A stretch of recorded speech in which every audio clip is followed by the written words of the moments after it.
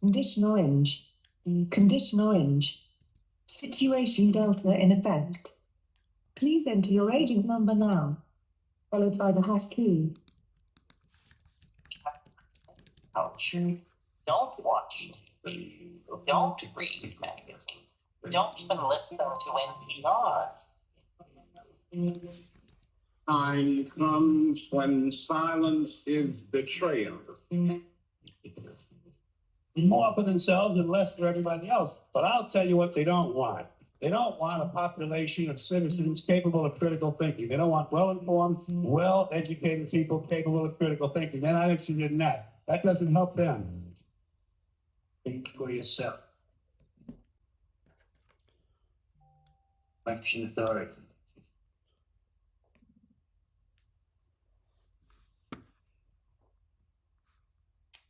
It's coded in population.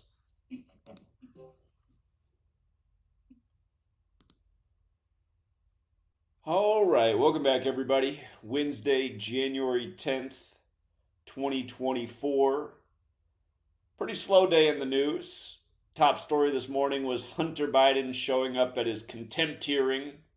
Did that 25 days before his birthday, and of course in Gematria, Biden equates to 25. Another big story that broke last night was Melania Trump, the wife of Donald, died at age 78. And of course, Donald himself is going to turn 78 a little later this year on June 14th. And once again, I want to emphasize how important that 78 is. In Gematria, Cleveland equals 78. Grover Cleveland, the only U.S. president to be a split-term president. He was the 22nd and the 24th. Trump announced at the end of 22 that he was running in 24 and will turn 78 years old just in time for the election. And again, not only does Cleveland equal 78 in Gematria, there's also 78 cards in the tarot deck, and the top cards are the Trump cards. And when Trump won the last election, he had his convention back in Cleveland, and the hit show was House of Cards. And there's been a number of deaths connected to Trump and the numbers that are on this election, like when his ex-wife died exactly 60 weeks into the first Jesuit Ignatian year, in light of the upcoming election being the 60th, and Donald Trump having Gematria of 60, whereas Jesuit has Gematria 78. So, again, all these distractions, removal from the ballots, appeal to the Supreme Court, insurrectionist, by the way, that's a term that equals 78.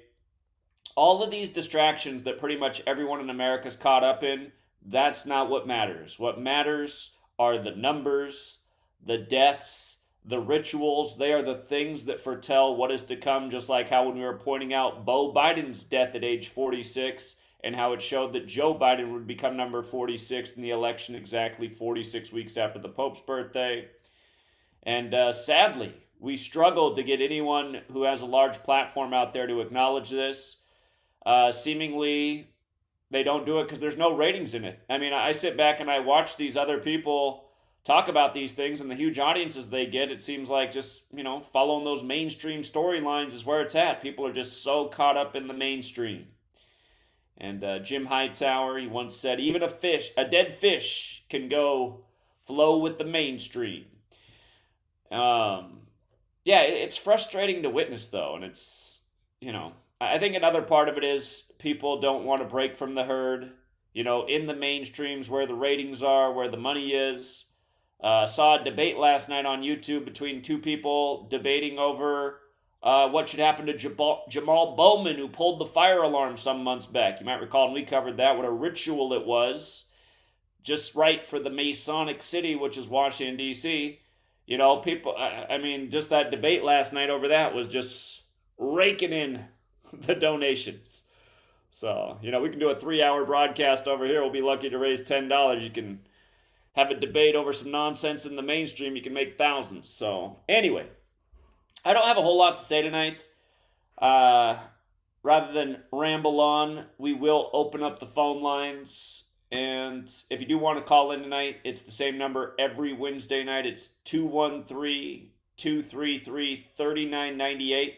If there's anybody out there that's listening that knows that Chris Gio's okay, I'd appreciate that phone call tonight. his YouTube channel hasn't had any activity for nearly 4 months. And if you watch his last live stream, he said that they're going to cover something next week, and then they didn't come back for next week, him or his wife. And of course, the network clearly needs an update. You know, the splash page isn't looking quite right. It's not showing everybody's shows as it normally does. We know that the audio for the show needs a major reboot. So I'm just wondering, is Chris Geo all right? Is his wife all right? Where are they? I mean, they had a regular program and show and just seemingly MIA. Unless they got some intel that it was time to get out of here and they skipped town without telling anybody. But yeah, if anybody knows that Chris Geo's all right, you know, somebody out there on TFR, feel free to phone in and let us know. Again, 213-233-3998. And I will put that number up on the screen real quick if you are watching on TFR. And as we do that, we got about 6 people on hold. Remember, on Wednesday nights, we got the call board, and it's first come, first serve. And just to let you guys know right now, we got 302 on the line, then 347, then 301, then 732, then 810, then 951, and then the line is open. So let's go out to 302 first. How you doing tonight, friend? Hey, how's it going, man? Yeah, what's up? Not too much. I just wanted to talk about a couple of things. It shouldn't take too long. But the most important thing I want to talk about is something that I overheard from someone. So on December 18th, 2023, Pfizer made a bet that turbo cancers would explode around the world. And Pfizer made a $43 billion bet to buy cancer drug maker Seagen this month and plans to create a new oncology division that includes the Inquisition early next year. Pfizer also said Chief Commercial Officer Angela Huang would step down and that it will split its commercial businesses, not including oncology, into 2 divisions and are focused on the United States and the other parts of the world. And I thought it was interesting because I was also looking into like mRNA vaccines, and it seems kind of fishy to me because I've been hearing like a lot of things about like COVID supposedly going up in Wuhan and whatnot. But the interesting thing is about turbo cancers because it was emphasized. And What kind of cancer? It sounds like you're saying turtle cancer, like turtles with a shell. What kind of cancer? turbo, as in like turbo cancers. Turbo cancers, okay. Yeah, and turbo cancers was emphasized. And there's a few numbers with that I want to talk about. Because when you write out turbo cancer, it has the same overlap with Illuminati, 120 and 48. And when you write out turbo cancers, it has the same overlap with Freemasonry, America, and the phrase the Bavarian Illuminati, which sums to 139. And as far as the 48 goes, vaccination, anti-vaxxer, and the woman's name, Angela Huang, all equal 48. So that's kind of funny, interesting that this person from Pfizer, makes a $43 billion bet that turbo cancers are going to explode around the world. And supposedly, like these mRNA vaccines can like lead to like other type of like stage 4 cancers or what have you, or other type of like cancerous diseases. And it seems to be popping up, because it's election time. So, they're going to need something to ramp up the American people to have their eyes focused on. Yeah, very interesting. I see that in Europe it says, the headline from Monday, January 8th, European Commission approves Pfizer's Talzenna in combination with Xtandi for adult patients with metastatic castration-resistant prostate cancer. And then what follows that? Boom, the next day, the breaking news is the Secretary of Defense has prostate cancer, which is interesting. And yeah, speaking of these turbo cancers, one of the sweet lady's coworkers just out of nowhere just has a huge tumor in her breast cancer, and seemingly a Oh lot my of stories God. like that around. So, and just a young person too. This girl I'm talking about is not even 30 years old, but yeah, Oh man. could be all part of the plan. Provide cause the problem, Yeah. provide the solution, get the stock value back up. I hate to invest in the enemy, but Pfizer's stock is discounted 40% right now from a high. If these new medicines get the hype, it could shoot right back up. So anyhow, Yeah, that's true. Yeah. And one more last thing before I let Lex caller come in. I'm not sure if you want anyone to give out any like football stats, but in just in case you don't have them or not, I found like an interesting stat about the Miami Dolphins that kind of like blows my mind. The Dolphins are arguably the worst cold weather team in the NFL. In their past 10 games where the kickoff temperature was 40 degrees or below, the Dolphins have gone 0-10, and they've lost those 10 games by an average of 17 points. And going into Saturday's game, like right around kickoff or like after kickoff, it's going to be like maybe like -3 degrees. And I know, and I know football is rigged. I know, all the, I know this shit's rigged. But I'm just talking about the aspect of the stats. But I wouldn't be surprised if the Dolphins won. But I was just just going to throw it out there just in case if you wanted to add that stat into the Dolphins game if you haven't added any more things in to it. sure. Just a heads up, Andy Reid's on 58 losses with the Chiefs, and the Chiefs are 4-8 in the wild card all time. So see what happens. Okay. But yeah, I just wanted just to call in and just talk about a few things. And I haven't been on the show in a while, just trying to get some things straight in my life. But it was good to call in and talk to you. All right. Appreciate the call. Thank you. All right. Yeah. Take care.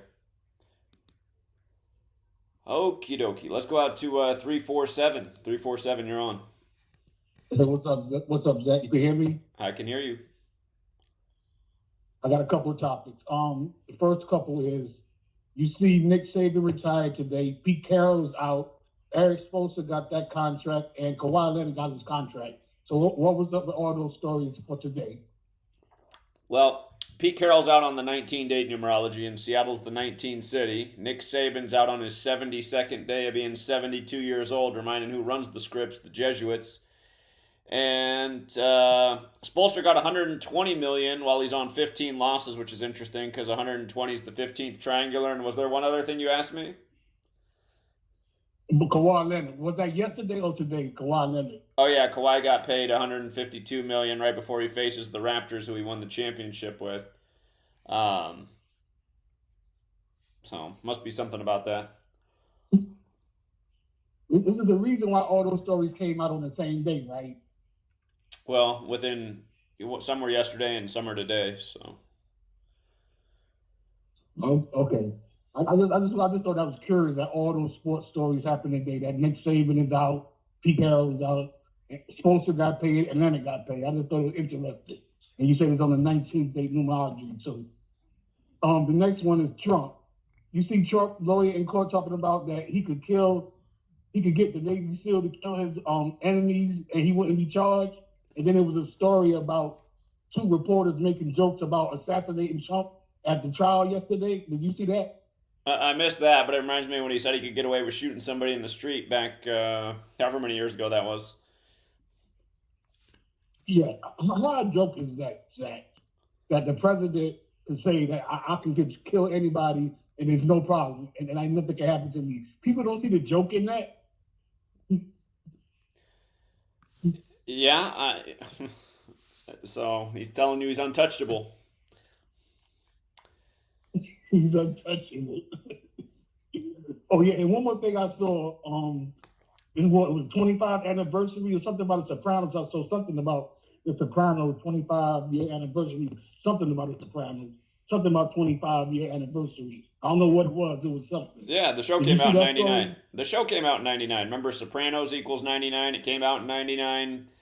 James Gandolfini died on the 99th day of Pope Francis being the Pope while he was in Italy. So, Okay, okay, all right. And then you mentioned the Austin prostate cancer story with the other guy you was on the line with. I thought that's very interesting too. That he had that story about the prostate cancer and he connected it to the Secretary of Defense. Right, and prostate cancer has that gematria 59. It was supposedly what Chadwick Boseman died from, and we know how they code the 59 on Black history. So Okay, I will leave you with the last one. When Michigan scored 34, I knew it was something with the 34. And when you said it was 34 from the Super Bowl, I said, look at this. I said, I knew it was something with the 34 when I saw Michigan put up 34. yeah, again, So you say it was 34 days to the Super Bowl. right, 34 days to the Super Bowl. You got John Harbaugh there, who won his Super Bowl at 34 points. Of course, Maryland equals 34, where the Ravens are. And then Brady also won a Super Bowl over Atlanta in that stadium with 34 points. And again, that was the one with the 25-point comeback. Like Harbaugh stayed on 25 losses with Michigan in the game, and Did you say Baltimore won their Super Bowls with 34 points? they won both at 34. Yeah, because Harbaugh. But yeah, just all the same numbers are there. Michigan hadn't won a championship since 97. 97's the 25th prime. Brady had the 25-point comeback in the Super Bowl in the 97th season. Then Michigan's first championship since 97 as Harbaugh stays on 25 losses with the team. They both score 34. Both games are synced with the Pope. Francis equals 34. Michigan got their 23rd bowl win on the Pope's 23rd day of his age. And for people who weren't with us, we had Michigan to cover. Donovan Edwards for the touchdown. So it was another beautiful day. The whole media had a close game and Michigan to cover. That's not what the Gematria showed. The Gematria showed Michigan's going to cover the spread. So anyway. So I guess Jim Harbaugh meeting with the Pope finally paid off. Exactly. That's what we were talking about, how Brady and him both met with the Pope, both played for Michigan, the 46 school. So it was all there. We had to laugh all the way to the bank on the Donovan Edwards 46-yard touchdown. So Georgia won it 2 years in a row, and now Michigan won it. So I'm thinking about the presidential election. This is an election year. Jimmy Carter's still in Georgia. He ain't died yet. And I think Michigan's going to be a big state in the during election thing. Yeah, that's everything. Michigan got their 10th championship over Washington, and Washington joins the Big Ten next year, and their first game in the Big Ten against Michigan will be in the 10th month, October. They got it all scripted. During the election, the next one will be the election month. Right. All right, Jack. I just want to hit you with those topics. That's it. All right. Appreciate it. Okay. All right. Take care. All right. Let's go out to 301. Hello. Hello. How's it going, Zach? It's going all right. Hey, so I want to talk about two things tonight. The first thing I'm going to talk about is something that has been brought up before, but I'm not sure if something was caught or not. But we'll talk about Jalen Hurts in that Time 100 magazine that was published. Do you know about that back in September 25th? I don't. Okay, so back in September 25th, Jalen Hurts, Peyton Manning did a big article on Jalen Hurts, and Jalen Hurts was in this Time 100, he was on the magazine cover, of course, and they had like a big article that Peyton Manning released on him. Can you pull up Jalen Hurts Times 100 photos? And I want to look at the one where he's kind of laying on a crucifix, like it's like a crucifix position, but it's on like a giant pylon, and you can actually see his watch in that photo. The other photo, you can't see his watch is hidden, but in this photo, you can see the watch. And on that watch is the photos were took at exactly 1:04. I don't know if PM or AM. I would imagine it would be PM, but either way, it was at those photos where he's in the crucifix position on that pylon is exactly 1:04. And what I want to talk about is that the article that Peyton Manning read about Jalen Hurts, that article was actually published before the magazine was published and the photos and everything. And it was published on 9/13. And from September 13th was exactly 151 days to the next upcoming Super Bowl. And I just thought, it they have Jalen Hurts in kind of like the crucifix position, and it's 151 days to the Super Bowl when Peyton Manning, wrote that article that Time published, and then they did the magazine shoot, and then they did the magazine cover on 9/25. And from Jalen Hurts' birthday until that magazine was published was exactly 49 days, like NFL 49, Eagles 49. And I'm not so sure that there's not something else going on here with the Eagles and maybe the Lions, considering the Eagles did something in the middle of the season or at the end of the season that no one has ever done, which is fire your defensive coordinator and bring in someone new, which they brought in Matt Patricia, which I find to be highly strange. But if you look more into that, you can see that Jalen Hurts on his watch is exactly 104. And I thought that was interesting, being that it was the 104th NFL season. Sure. Now, I want to talk about here. Just pause, because a lot of you guys do this when you call in. You'll just throw out numbers. Most of them have no idea what you're talking about. I follow you because I know what they mean. But again, September 13th, the day in history that Tupac died in Vegas, where the Super Bowl is. Caesar Borgia's birthday, where white Jesus comes from. 151 days you mentioned, like Jesus Christ is 151. These are the points you're making, right? Yeah. Okay, so these points need to be made when you guys call into the show. Otherwise, they're like, what am I listening to? This guy's just spitting dates and numbers. I have no idea what he's talking about. Remember, you're not just having a conversation with me. It's a radio program. So a lot of you guys, this isn't just for you. A lot of you guys will call in and just spit a whole bunch of numbers and dates. And again, if it has no context, people have no idea what you're talking about. So yeah, I'll look into all this. It is interesting. Yeah. And then the last thing I want to talk about is the 1952 NFL season. This was the last time the Lions and the Rams played each other in a playoff game. And the Lions won. They went on to go win the championship versus the Browns. And this 1952 NFL season was the 33rd NFL season.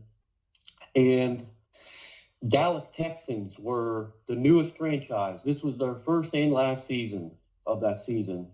And the Dallas Texans went on, the Dallas Texans became the Kansas City Chiefs, and then went on to be the Dallas Cowboys, And all these teams are in the playoff this year. The Rams, the Browns, the Lions, the Texans. This was the last time there was a Texans team, and the only time until the Houston Texans came. And the 49ers also started that same season unbeaten until week 6. And they also lost this season unbeaten until week 6. They lost to the Browns 17-20. And in that 1952 season, they also lost 17-20. And I just thought that was, kind of strange. So there's 7 teams in the playoffs that were from that original 1952 season.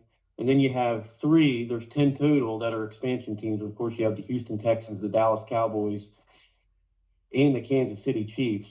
But the Steelers are in, 49ers are in, Packers are in. And I just thought that was strange. And then my last point is that if you look at what happened this year with the Big 30 ritual, and we all know about Dallas in 30, but then the Lions in 30, because the Lions made the playoffs for the first time in 30 years, or won the division for the first time in 30 years. And then if you look at Dan Campbell's record, he's going to go into this game, because he's never had a playoff game. He's going to go in, including postseason, versus the Rams, 29-33. What are the odds that Dallas just did this Big 30 ritual versus the Lions with Jimmy Johnson? It was a big deal about that Ring of Honor. When Dan Campbell can beat the Rams this week and become 30-33, including the postseason, all time for his career. And he'll go into Dallas 30-33. And Jared Goff will pick up his 69th win this weekend versus the Rams, because Texas is 69. Loser is also 69 too. And you always see kind of some weird things that happen with Texas in the 69, where a lot of times they lose. Think about last year when the Cowboys played the 49ers. At halftime, it was the score 6-9, and so you see a lot of times with Texas in the 69 doesn't go in their favor because loser is 69. And I just thought that, Matt Stafford, there's no way. He's 102 and 110, including in the postseason. He's not going to come off that 102 this year. He's not going to do it.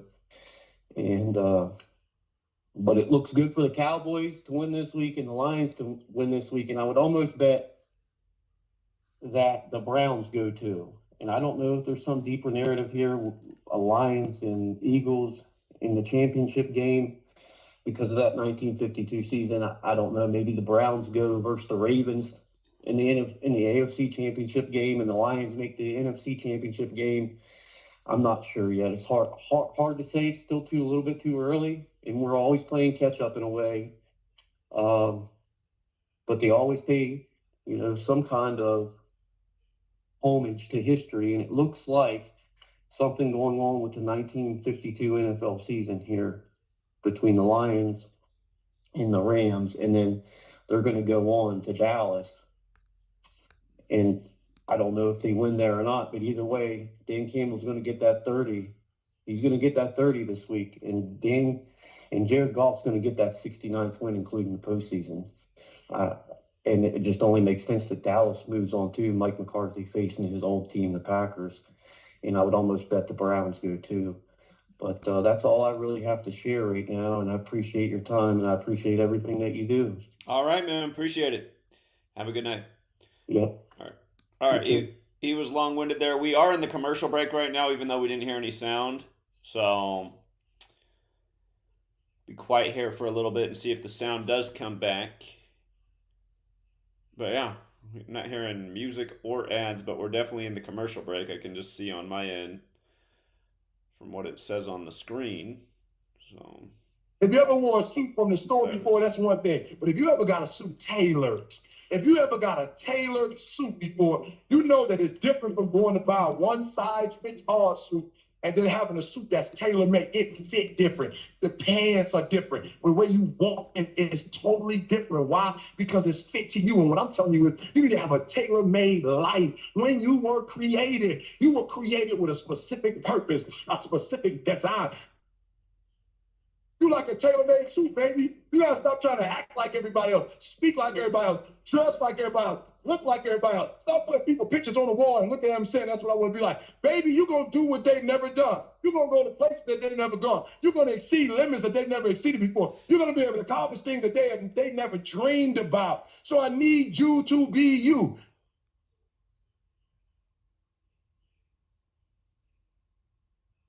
The reviews for Extendivite are amazing. Here are some from Amazon. By Christine, great for heart palpitations. By Ann, before I started using this product, every afternoon, my ankles and my hands would be swollen. That doesn't happen anymore. So if that part of their advertising is true, I have to assume that the rest of it is also.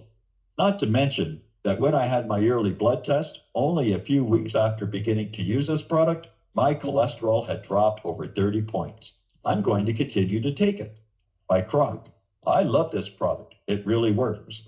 By Brad, works great, thank you. Tell us your story. Get your Extendivite today. To order, call 1-877-928-8822. That's 1-877-928-8822 or visit heartdrop.com. Extend your life with Extendivite.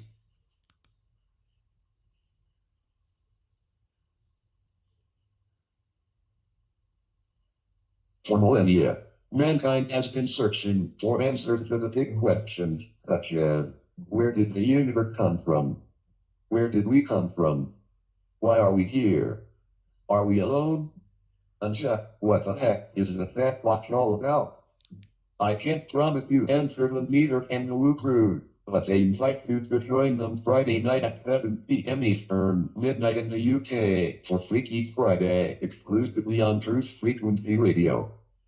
Rituality, multiverse, quantum mechanics, the occult, and so much conspiracy analysis that it will make your mind melt. Take my word for it. Freaky Friday. It's more than a show. It's a way of life. I'm Stephen Hawking, and I am proud to be a Wookiee.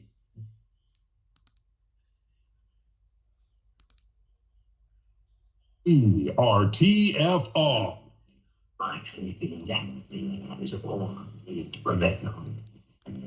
Truth Frequency Radio.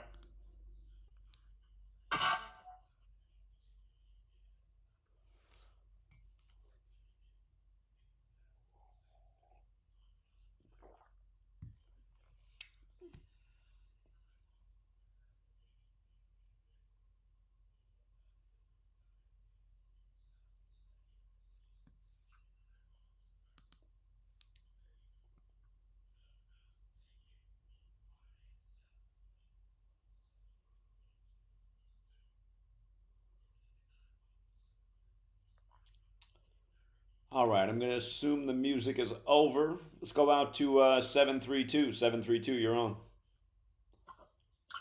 Hey, what's going on, Zach? Two things. So, first thing about Mercury. I don't know if anybody's pointed this out, but Mercury is the god that's associated with like messengers and transportation and traveling. Well, Mercury on average, it's a anomaly because it's closer on average to Venus, Earth, and Mars. And no other planet is the closest planet to more than one planet in the entire solar system. So I think it's funny that Mercury has the fastest orbit around the sun. It's the closest planet to the sun, and it's the closest planet on average to the other planets in the solar system due to the geometry and the path of the sun and all the planets in their own orbits. So I think it's very fitting that, thousands of years ago, they associated Mercury with transportation and messages. I think it really fits in. Would you agree? Yeah, that's a good connection. Yeah. And like when I was reading the article, I was unclear, but they said it's on average closest to Venus, Jupiter, and Mars compared to other planets being closer. But it might have even said it's the closest planet to every planet in the solar system on average, because if you think about it, Jupiter and Uranus and Neptune, they're way out there and their orbits are gigantic. So if you're talking about straight line distance, it might be correct. So that'd be really phenomenal if that were true, given this associations that were, talked about 3,000 years ago. But so that's that. And then this New York tunnel found in New York City. Did you see anything about that? The news broke on January 8th, 1/8. Might be part of it just because 18 is so important in Jewish numerology. But, well, yeah. I found a 201. What's that? I found a 201 with it. Oh, okay.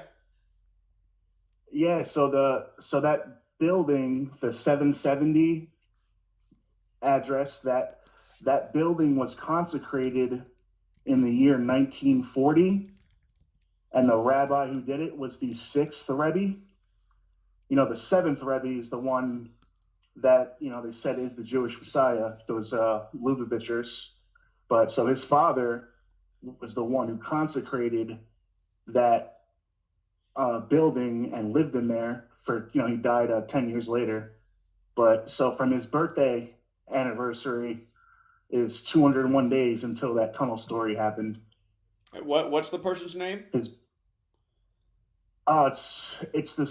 Well, if you go 770 synagogue and you click, you'll find it on the Wikipedia on the right column. Like it'll say the rabbi's name who consecrated it in 1940. It's the 6th Rebbe of the Lubavitchers. So his birthday, he would have been 143 years old. Is it this guy, Yosef Yitzhak? Well, is he the 6th Rebbe? Because it's Smearshin. Smearshin is his last name. Yeah, that it's the same person. It's the same person. Yeah. So that's the guy who consecrated that synagogue to turn it into a place for Jewish worship. So this tunnel thing comes, he would have been 143 years old and 201 days after his birthday. Interesting. Okay. Yeah, and it's funny because I just think it was, like they discovered these tunnels, they say, at the end of 2023, and this news story broke when the cops wanted to fill it in with cement, and they decided to not let them So it's plenty of fuel for the the only Jewish people out there. Because it's like, oh, look at the Jews acting like rats, like straight up gobble stuff. Yeah. Yeah, you're right. From his birthday anniversary, June 21st to January 8th, was 201 days later. Again, Jewish mysticism's got that 201 as well. So, interesting. Good one. Yep. And, yep, that's it, man. I appreciate your work. Yeah. Yeah. It makes sense. Again, Jewish mysticism 201, very special number in Judaism is 18. The date 1/8 is a bit like 18, so nice work. And, like those tunnels, the conspiracy narrative right now is that, oh, they sacrifice people down there. And, that 8-1 is the ritual number too. Yeah, it can also be written 8-1. Indeed. Yeah. All right. Good Thanks. research. Thank you. Bye. There was a 201. Let's go out to 951.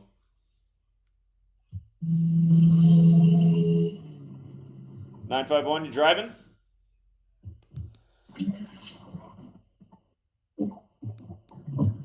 Hopefully not. He says he's blind. Blind man on the road. Watch out. 346. Hello. Yeah, what's up? Hey, what do you know about solfeggio? About what? Solfeggio? I don't know what that is. It's music played at different frequencies that supposedly has healing powers. Okay.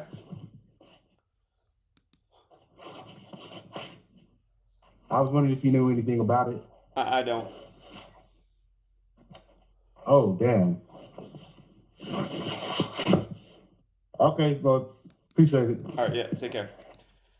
All right, let's go out to 531. 531, what's up? What's going on? Another day in paradise. Yes, sir. I seen you touched on Cat Williams. I didn't get to watch the video. Did you mention the 201 that he mentioned in the interview? Yeah, I did. It was the 102nd Okay. episode, too. Oh. Okay. And as far as Michigan goes, I think I tweeted you a couple weeks ago. You might not have seen it, but last year around this time, I had a hunch Michigan was going to win because last year around this time, their running back, Blake Corum, he had tweeted out at the end of the season, at the end of the bowl game, he had tweeted out last January, "Thank you, Michigan team 143." So I was assuming that was the 143rd Michigan football team all time, whatever. So I was like, okay, that means next year is 144. And then I was like, well, I'll just put them as a shoe-in to win it for sure. We'll see what happens. I know that Michigan has a big Catholic connection. I also wanted to know, was 145 a Catholic number as well? Yep. 145 more chapters in the Catholic Old Testament, and Catholic equals 145, and that's why Israel was established 14/5. Yeah, I think Michigan has another good season again next year, just based off of that. But yeah, I tweeted you. You can check your Twitter, scroll through. Just so you know, it wasn't Michigan's 143rd season; it was their 134th. 130. Well, I'll tag you in the tweet. I don't know. I'm not sure what the 143 is, but Blake, their running back, he tweeted last January, "Thank you, Michigan, number 143." So I don't know if it's like their football, something with their football team or whatever. I'm not sure, but I'll retweet it again so you can see it at the top of your mentions. Okay. All right, but yep. That's all I have, Zach, man. Appreciate it. Just keep going, brother. I'm still here. Will do. Thank you. Have a good night. Yes, sir. You too. Okie dokie. Let's go out to 470. 470, you're on. Hello? Hello? Can you hear me? Yep. Hey, Zach, what's up? This is Eli. I've been watching your content for quite some time. And I admire your passion and, for a guy to have 30 something channels deleted and you still move on, it's very admirable, because a lot of people quit and give up when these powers that be attack them, and then they get scared and they shun away. But the only thing I'm disappointed in is not in you, but your followers. I just feel like they don't really care about the art of gematria. It's like everybody's talking about like some damn sports clip or a sports team. I mean, I think by now a lot of people know that the game is rigged. I mean, there's no like structure into like when these people call in and ask like, do you know about this number or this number? I mean, you've put out books, you've put out knowledge all the time telling us, you know, what numbers correlate with each other, and yet you still have people who act clueless about the art of gematria. And it frustrates me. And then I see guys like Force Gematria try to like dedicate his whole entire channel to being a troll. It's like nobody really cares about knowledge. It's like they only care about gambling, using your knowledge to win money, and then if they don't win money, then they get mad at you saying that your work is false. Like, to me, that's just utter bullshit. Because if your work was false, like, notice, trolls usually leave when they get hate. I mean, your channel was deleted 30-something times. I don't remember how much it was. Was it 30 or 29? I don't remember. Well, you hear me? Between all the censorship on all the different platforms we've been censored on, it's been over 30 some times. Then you start adding in the books that have been banned on platforms, you're getting up near 40. So, yeah, it's been a lot of censorship. That's why I watched your channel. It's like, okay, like, and when you talk about the, you know, the spiritual stuff, like the Bible, like it's like you're the reason why I got into Kabbalah. Like I have a Kabbalah book at home, and I like learn it about the gods, and like, you know, I learned about gematria, also with the Aleister Crowley. Like I like that occultic stuff. Like I really know that the gematria thing has its role within this planet, but I don't think a lot of people are ready for the knowledge, because they all they care about is sports and the things in the news. And I'm like, maybe you should stop talking about sports, because like it seems like that's all people ever care about. And I'm like, sports has been rigged since Emperor Nero has brought it to the public. Like if you do your history, the NFL has admitted it was rigged. The NBA has admitted several occasions. Yet you still get people call with random numbers. Hey Zach, what does this number mean? Like look it up yourself. Like look it up yourself. Like do your own research. It's like, why is everybody so afraid to do their own damn research and bring something to the table to this gematria point of view? And I hear the frustration in your voice, and it kind of breaks my heart, because I'm like, I see you, I admire your passion, because it's like it's kind of like me. Like, you know, I see at work, you see a bunch of people, a bunch of men who don't have ambitions, and they're always talking about how they can't do this and that. And I see, when I see a guy like you that's passionate about his work, and I see people who just want to like mooch off your energy and not contribute to the table, it just makes me upset. And I just called just to show my appreciation, and you know, I want to do what I can to just contribute to the gematria more and more. You know, the more I start studying it, because I've been watching for 7 years, and I called 7 years ago, but you know, I've been like busy throughout my life, but I still watch. And it just, I don't know, today I felt compelled to call in, because I keep hearing people just talking about like the Michigan game, the Dolphins. Like it doesn't make a difference really. It doesn't make a difference. Like we all know it's rigged. Like study and bring something to the table so we can have intellectual conversations so that people can learn. Because everybody that watches your channel is not into sports. Like I'm pretty sure you have women here who watches it. You have young people. You have people who have different questions. And it's like, I just feel like it's no structure. I don't know. I don't mean to rant. I just had to say all that, get off my chest, because you know it's just frustrating, in my opinion. Sure. Well, I mean, again, I cater to all these topics because most people are into the entertainment things, and that's where their attention is. So that's where you got to get them. But yeah, it's just, you know, we have a diverse community, and the reason people are, you'll hear so many calls about sports is because, you know, money at the end of the day. People know that they can make money in the sports, and money is driving most things and most people's minds and attention, and that's why the most dedicated community within the gematria community is the sports decoding community. I wish it was other things too, but that is what it is. And just since these are your criticisms, what do you think the primary focus of the community should be?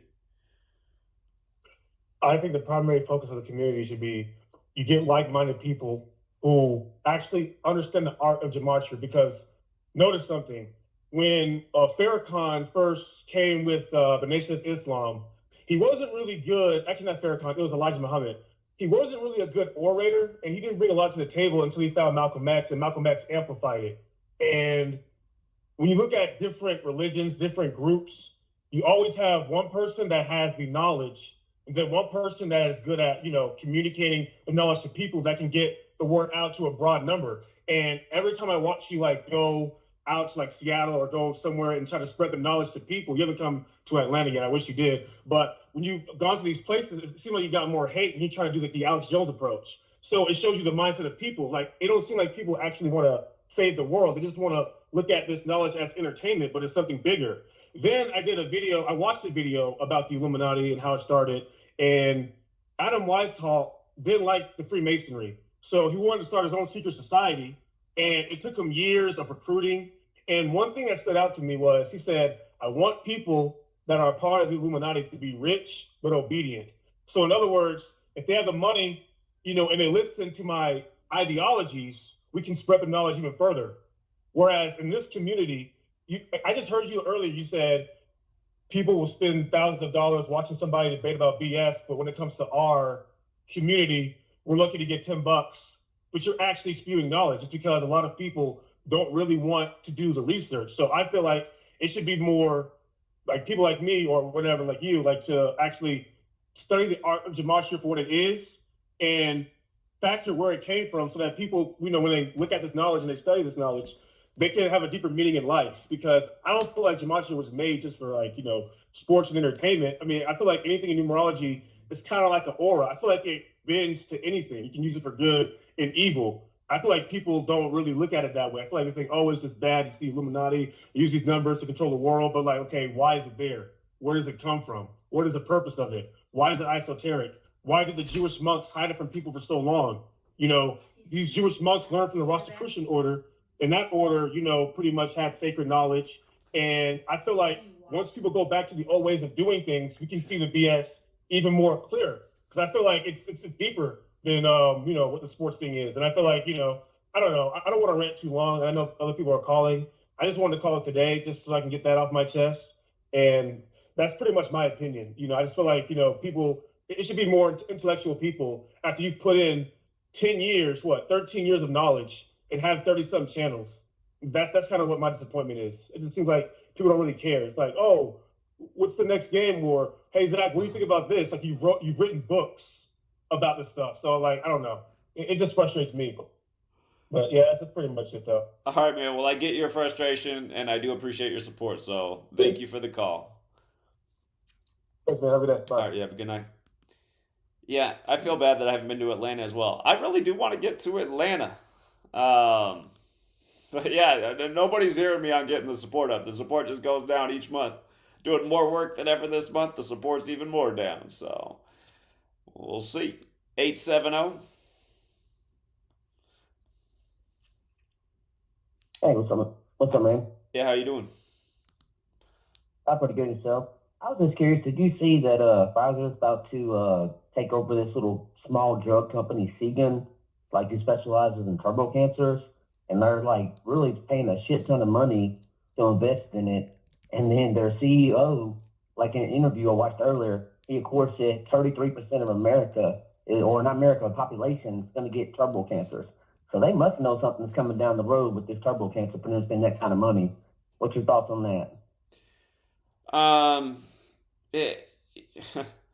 I think it's 1,000,000% possible, and that's probably exactly what's going on. Sadly, we can probably only say so much on the tube without getting taken down. But it would make a lot of sense. Yeah, I came across an article. Hold up. I just looked at. Hold on. I just saw what day they acquired Segan. They acquired it on that fateful day, December 14th.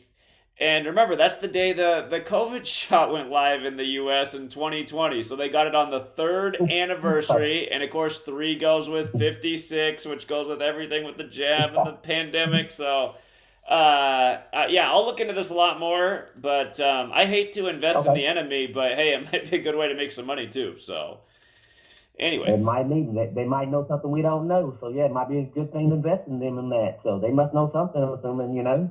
Mm-hmm. But Yeah. all right, man. Well, I appreciate it. I just wanted to drop that. We can see your thoughts on it, man. Have a good one. Yeah, appreciate it. So that was our second call tonight on that topic. I'm going to do a lot more research on that, but the acquisition date just blows my mind. December 14th. Day in history that George Washington died from a medical procedure. Let's go out to 810.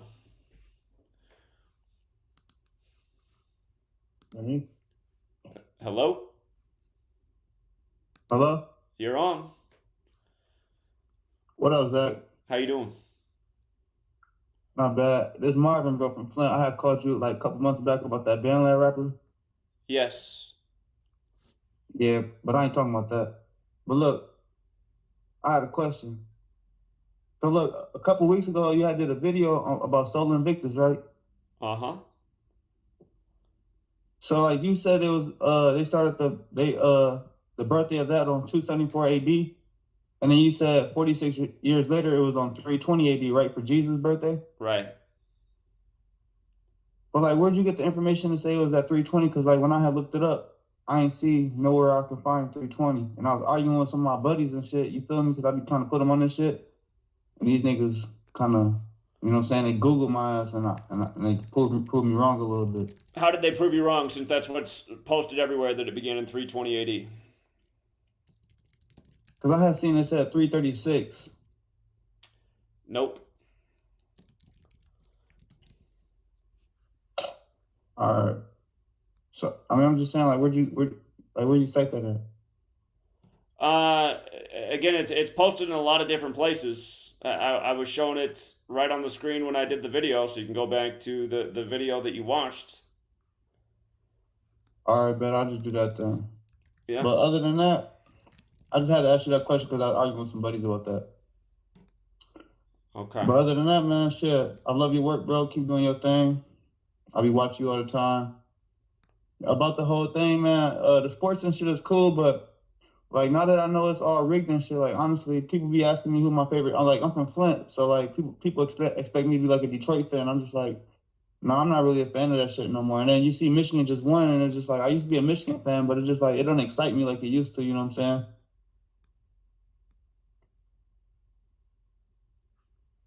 Yeah. Yeah. Again, a lot of us are in the same boat. Once you realize what's going on, you should lose the excitement for the rigged game. So appreciate it. Yeah. So I mean, on the whole topic, is just I think the knowledge is more important for like, you know, everything going on in the world and everything. Honestly, you be teaching me a lot of stuff about history and just a lot of stuff. You know what I'm saying? That ain't being taught out here. Indeed. So. But other than that, man, I'm gonna get off here, let somebody else get on. I just want to call and ask you about that, but I'm gonna go look it up and get back at my buddies or whatever, because they be trying to knock me down. But you know what I'm saying? The knowledge is truth, and you know what I'm saying? It's what it is. Sure. And again, the point is the Catholic Church has always celebrated the Son's birthday on that day since 274 AD. So, I mean, the point should stand right there regardless of what year it even was. But anyway, appreciate it, man. All right, man. Have a good night. All right, take care. Let's go out to 708.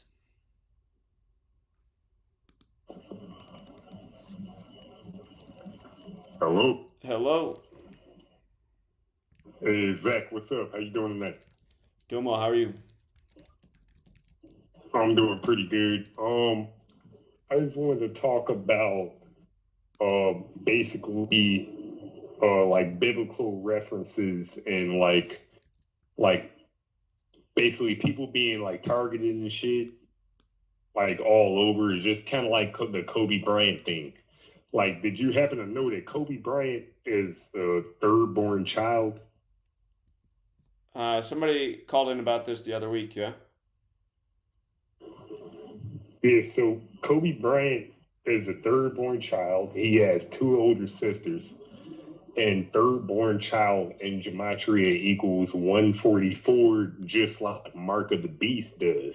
And you know, Kobe Bryant's high scoring game, that famous 81 against the Raptors back in 06, he, you know, He scored 81, and the number of B's equals 81. I believe the third-born child. So he's a third-born child. Mark of the beast equals 144. Then you had the 81, and also serpent's fang. Like a fang, like a tooth. Okay. Serpent's fang equals 144. And they call him the Black Mamba. Also, that this year's Super Bowl 58 is 3 days after the day that they putting up the Kobe statue. I know that you know it. I've seen your videos and you posted that. You actually showed me something very interesting about Kobe Bryant's statue equaling 98 and the 98-day difference between a 113 date and the day the statue goes up. Oh, hold on. We got a commercial break. We'll be right back, everybody.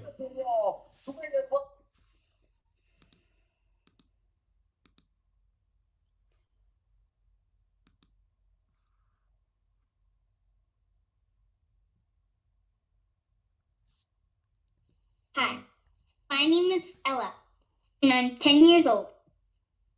I'm one of the millions of children born to parents suffering from the sheeple virus.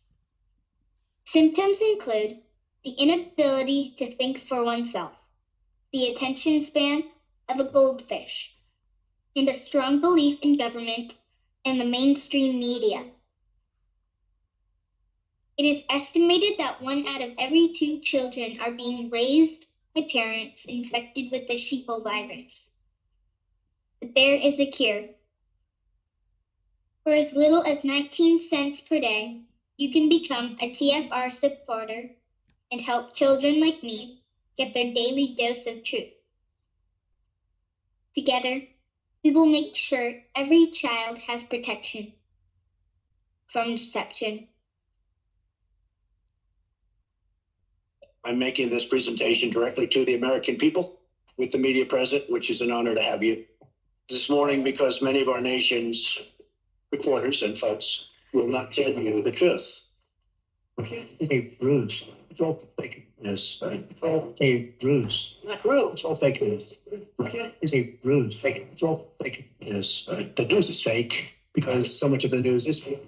One of the reasons I'm here today is to tell you the whole Russian thing, that's a ruse. Russia is fake news. Russia, this is fake news. Well, I own nothing in Russia. I have no loans in Russia. Talk all you want about Russia. I don't have any deal in Russia. Tomorrow the headlines are going to be, Trump rants away. Press is out of control. Dishonesty is out of control. We're not going to let it happen because I'm here again to take my message straight to the people. Hey, Bruce, it's all fake news. Hey, Bruce, not true. It's all fake news. Hey, Bruce, fake. It's all fake news. The news is fake because so much of the news is fake.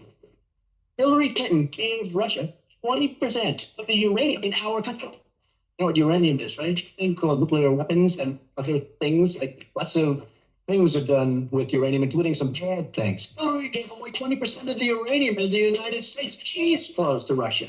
I didn't do anything for Russia. Or you say Donald Trump wants to get along with Russia. This is terrible. This is terrible. Hey, Bruce, it's all fake news. Hey, Bruce, not true. It's all fake news. Hey, Bruce, fake. It's all fake news. The news is fake because so much of the news is fake.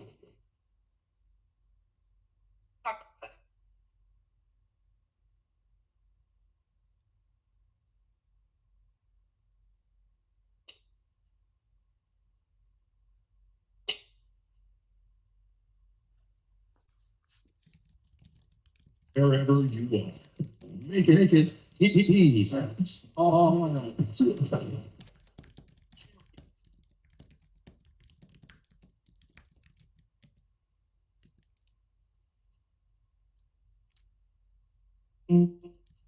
Condition orange. Condition orange. Situation delta in effect. Please enter your agent number now, followed by the hash key. Ouch. Don't watch TV. Don't read magazines. Don't even listen to NPR. Time comes when silence is betrayal. More for themselves and less for everybody else. But I'll tell you what they don't want. They don't want a population of citizens capable of critical thinking. They don't want well-informed, well-educated people capable of critical thinking. They're not interested in that. That doesn't help them. Think for yourself. Election authority.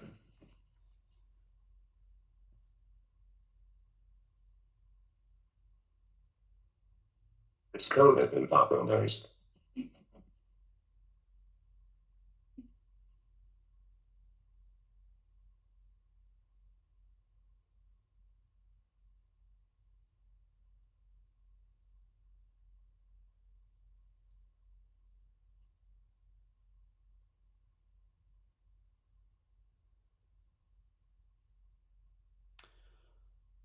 All right, we're back, Truth Seeker. And for the caller who just phoned in again, you're calling in with the same information you called in with 2 weeks ago. And again, there's like a helpful use of gematria, and then there's like a, well, since when does the third born child have anything to do with the mark of the beast? I mean, it doesn't matter that third born child equals mark of the beast because there's no relation to that anywhere in scripture or in anything. And again, like it's relevant to point out that mark of the beast equals 81, like Kobe Bean Bryant equals 81, and he scored 81 in his 666th game. That has a logical connection. If there was scripture about third born child, mark of the beast, then that would make sense. So again, you're the same caller phoning in with it. Did you forget that you called in 2 weeks ago with that? Again, I'm just going to move on. If you're going to call in with something that's helpful and relevant. Let's go out to 720. 720, you're on. Hey, Zach, what's going on? Yeah, what's up? Oh, yeah, I just wanted to say what's up. And did you ever follow the community? You said your mom did the urine diet. Did she go through it? Did she say no, to hell with it, or what happened? Well, my mom's mad because I haven't been covering what she's been sharing with me. Apparently, after 2 days of the yellow treatment, all of her scars on her body disappeared. And I said, well, did you take some before and after pictures? And I said, at least send me some pictures now of your arms, and she still hasn't. So the good news is now she wants to explore other health things that we've been talking about, like eating in a small window of time each day. So she says she's finally going to try that too. So anyway, I'll keep people posted, but she says 48 hours of the yellow treatment has got her scars all gone. Oh, okay, yeah. It was, I was just, curious about that. You should always call on other things. First of all, so how's your family doing? So I was want to see, if it worked out for your mom and, the benefits of it. And I think the one brother was saying, if you pee on some, like a sting, it extracts it. Obviously in your urine, it cleans it and everything. So it kind of makes sense somewhat medically. I guess what I was hearing some knowledge other people threw out about it. But everyone has a temple. So sometimes when you find a secret at the house, you could share it and see if it works, But it's like, human body anatomy is amazing. It is our temple. And, obviously in America, it's fast food, corn syrup, sugar, everything to destroy the temple. And of course, what we eat has vitamins, minerals, and actually it's fuel that helps your soul live. That's why we eat food. And there's 5 levels in our soul too. And first level is the vegetative level. The next level is the animal level. And then in Hebrew, we want to get this called the neshama, the intellectual level. And then the 4th level is called the Haya, where you're doing Torah and merit.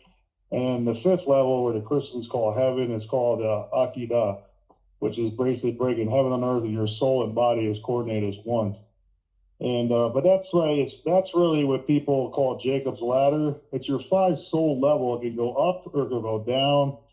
And obviously, even food, if we do bad trades, alcohol, drugs. We clog things in our soul to prevent downloads coming, because that's who we are. You are our soul, and everyone is. It's funny, even though a boat wreck or a train wreck, they say how many souls were on board. Well, that definitely comes from biblical Torah.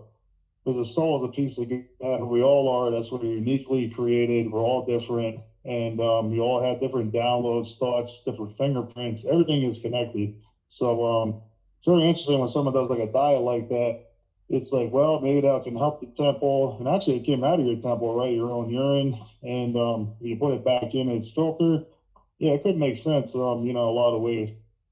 And, sometimes the answers are right there, in front of us. Because everything the Creator gave us, on earth, it's as medicine, as herbs, it's all right there. But kings will search it out and find it and see the benefits of it. So, but everyone has a different level of knowledge, understanding. And in Hebrew, it's called hukmah, which is wisdom. And, just to switch it up, you can see a doctor has a study of the human anatomy. He can do heart surgery, brain surgery, fix things on our body, which is very powerful and unique. But it's funny how some doctors, they take a vow and an oath, which the Torah says, be very careful when you do that. And what do? As doctors? They got the power to give life or take it away, and they can consider themselves as little gods, right? And it's amazing, how can a doctor have such great knowledge to operate on a human body, but then you do a partial birth abortion where a baby's 9 months that ends up in the womb and the body's hanging out, he sticks scissors behind the neck, sucks the brains out and vacuums out. This is straight murder, so it shows he has no wisdom, no hukmah, knowledge and understanding, but no morale comes in. So it's just very devastating when you see stuff like that. But yeah, very interesting. I just wanted to follow up, see if that worked out for your mom. And, a lot of things obviously in the Torah, it's moral, ethical laws. And, obviously thou shalt not steal, thou shalt not kill, the laws of blood. Don't drink blood. If you touch blood, wash your hands. If your wife's on her cycle over 7 days, don't have sex. So no cervical cancer can get up and allow disease and sickness. And those are just laws of blood that, I study out too. And obviously food is one of them. That's why God said what was food and what was not food. That's why we can't eat the pig, the lobster, the shrimp, the vacuum cleaners of the earth, the ocean, and the water, scales. Like fish that are serpents, like a catfish, filter feeders. But God never told us to eat the vacuum cleaners and put it in our body, because that can cause disease and destroy your temple as well. So, and that's why we eat olive oil, leeks, onions, cucumbers. God defined it was food in the book of Leviticus. You can eat whatever you want, right, in mankind. But obviously, if you have a kosher diet, it can definitely benefit you in many ways. And of course, fasting is one key too. We fast for 3 days, it rejuvenates our cells, we reset our body, our nervous system, stimulates everything. So that's another principle in the Torah. So, but Zach, keep up the good work. And I guess if your mom found something that works, it's a very, secret of the house, as they say. Hopefully it'll work out. And then, I don't know, Zach, you are the son. Maybe you'll be next, brother. I don't know. Yeah, probably not. Would you consider trying that? Would I consider what? Well, would you consider trying a urine diet to see if it will work? Well, not anytime soon, so. I hear you. Brother, I'm not there either. That's why I was just very curious to see how it worked. I think last week when I was on the show with you, but yeah. All right, man. Well, keep doing what you do, Zach, and may God bless your week, man, and keep strong, and keep your 5 levels soul, strong and straight, and just be careful of wise associations around, you're with, and watch the buildings you go in and the clothing you put on. There are 3 things that can defile you or lift you up, for sure. So that's why we always, if you're in community, that's why I don't know how you do it, brother. You got to be very careful, the darts you're getting at you, because it's going into your soul realm and how you handle it. That's why in Hebrew, you really watch who's around your community, because everyone has seeds, thoughts, presence, and they go right into it, and you got to decide what you're going to do with them, especially the power of words, of course. So that's why I like when you expose gematria, the word, the letter, the number. Of course, they all have frequencies and power in different languages. That's why I tell people to speak the Hebrew, start learning some Hebrew. It's the highest frequency, supposedly the language that God gave to Adam. And then that's why a lot of Israelis think they have an upper hand, because they speak the language of the soul or the spirit. Because in the Tower of Babel, that's where all the languages got started in Genesis 11. And then it says man was confused, right? And that's when you got the nations got started and different, a whole nother thing got started as well in those chapters. So that's why you kind of expose the bits and pieces of, Britain, English, German, all the different languages, all different frequencies, piece of the puzzle. And I'm mostly going back to the tree of knowledge, good and evil, what I call a subplot or a dark side. When you get in the Torah, the tree of life, or the Eitz Chaim, and the Hebrew connected with it, it's bringing life on earth. So, but brother, be blessed, man, and keep doing what you do, man.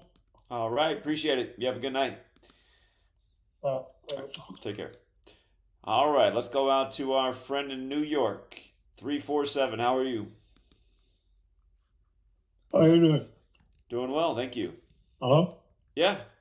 Hey? How you doing? Good.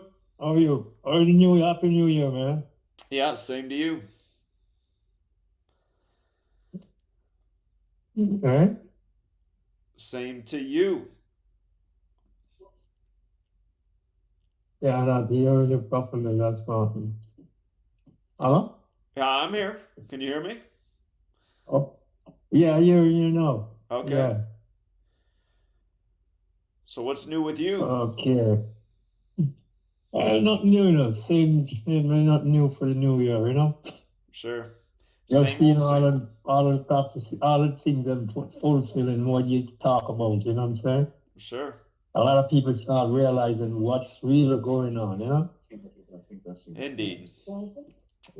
Have you been able to connect with Rambo? No, I never get a chance because what happened? I've been tied up with a lot of, get some needs and get in a family, my niece and my son, cancer. I So, see. I see. and it happened like about three weeks apart, the holiday, So kind of have me tied up.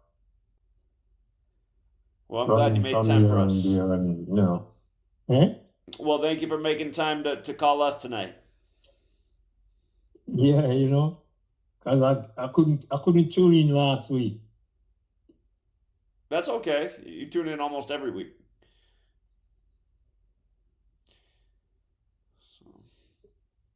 Yeah. Well, friend, it's always good to hear from you. Yeah, it really have me tied up, running here and there, day and night, So finally, kind of get a little ease today, So, but I'm going to try and hook up with him this week though, because I think I'll get a little more free time, Indeed. All right, friend. Well, always great to hear your voice. Yeah, same here too, man. All right. You have a good night. Off. Yeah, take care. Thank you. Oh, you too. All right, let's go out to 323. 323, you're on. Okay, hello? Hello. Is this GematriaEffectNews? It is. Hi, yes. So I wanted to call you because I live in Vegas right now, and oh my God, there's so many signs. I wanted to first start off by telling you over there on Tropicana, because I had an incident with some Jesuits, man. Like they tried to kick me out. So I stayed at a weekly, and this weekly I was staying at was called the Sportsman's Royal Manners. Right, and I did the gematria on Sportsman, and you do get 54 on just Sportsman, but the street that I was staying on is called Tropicana Boulevard, the same Tropicana that's at the hotel, the Jesuit Hotel on the Strip. And if you look at the block number, the block number is 5400 block. And when I went into the weekly establishment, like I look in there, you see so many like Templar Jesuit memorabilia. You see the metal medieval suits that the soldiers would wear, and I see the Templar logo on the shields in there. And I don't know, I think they spiritually knew who I was and knew how much I knew, because like I felt like there's two guards there, and the two guards are mean. One is called Salt, one's called Pepper, and just the way that they act and treated me, it was like they singled me out. But I heard like everybody in the complex has complained about these two guys. I know that's not really important, but I do feel like it is. I feel like they're not real people. If you get what I'm saying, I feel like they're like gatekeepers or something. That's what I've been told. But I'm a life path number 7. I wanted to also tell you that the Tropicana bus is also bus number 201, like Ignatius of Loyola, like Order of Illuminati. They only got one bus? Huh? They only got one bus there? Yeah, there's 2 buses that run. So the intersection that I was on Boulder Highway, and that bus is like, I know that bus isn't. I haven't caught any numbers on that bus specifically, but I'll tell you the bus number that one. It doesn't have a number. It's like called the BHX. That's what it's called. The bus that runs north and south is called the BHX, but the Tropicana bus is called the 201. They have 2 called the 201A and the 201B. And you know that this is the same city where they're gonna have the Super Bowl. Okay. Super Bowl 58. And then, you know, I passed by like the other day by the UNLV thing, and I know about the Anthony Polito. I've been telling my friends and everything, you know, and sometimes I feel like some of my friends are Jesuits trying to like sabotage me and stuff like that. In a way, you get what I'm saying? Like old friends that might not know, you know? Well, the Jesuits we're talking about are the priest class within the Catholic Church, not just random people. You know, I mean, you got to become a Jesuit. So. Oh, okay. Yeah, because my father was a Jesuit. My father's name is actually Satan, Santa Claus's other alias name, which is Noel. And I know Noel, you get 54. And then the reason why I was staying there, I think, is because my father's a Jesuit in some way, shape, or form, in a weird shape or form fashion. But I don't know. I think they know that I don't get along really too well. I didn't really get along too well with my father. Okay. And just the whole being a Catholic or a Christian person, like I was always been a nice person. I've always been a good-hearted person. I help people. I'm not argumentative. I don't like to fight. You know, I don't, do things that I'm usually supposed to be socially engineered to. But, I always, ever since I started following you, I started like, noticing a lot of the patterns. All right, but hold on. I haven't heard anything that really makes any sense or is credible, and you just said Noel equals something, which it doesn't. So again, I'm gonna move on to the next caller, but thank you.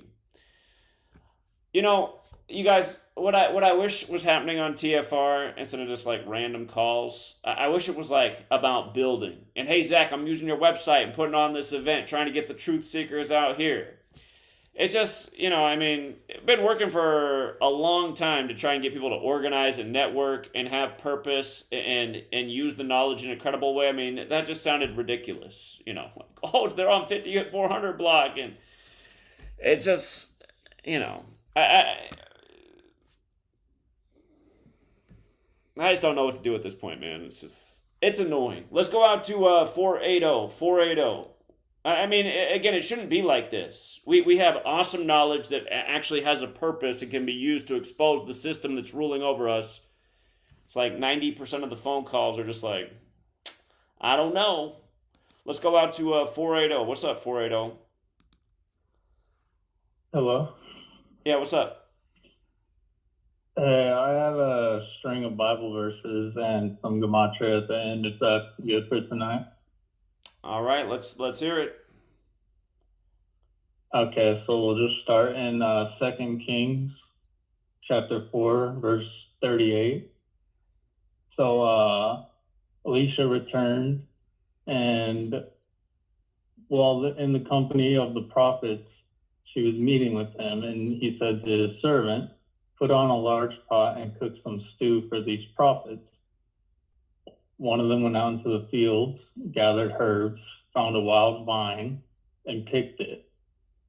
Yada yada. The stew was poured out for the men, but as they began to eat it, they cried out, man of God, there's death in the pot, and they couldn't eat it.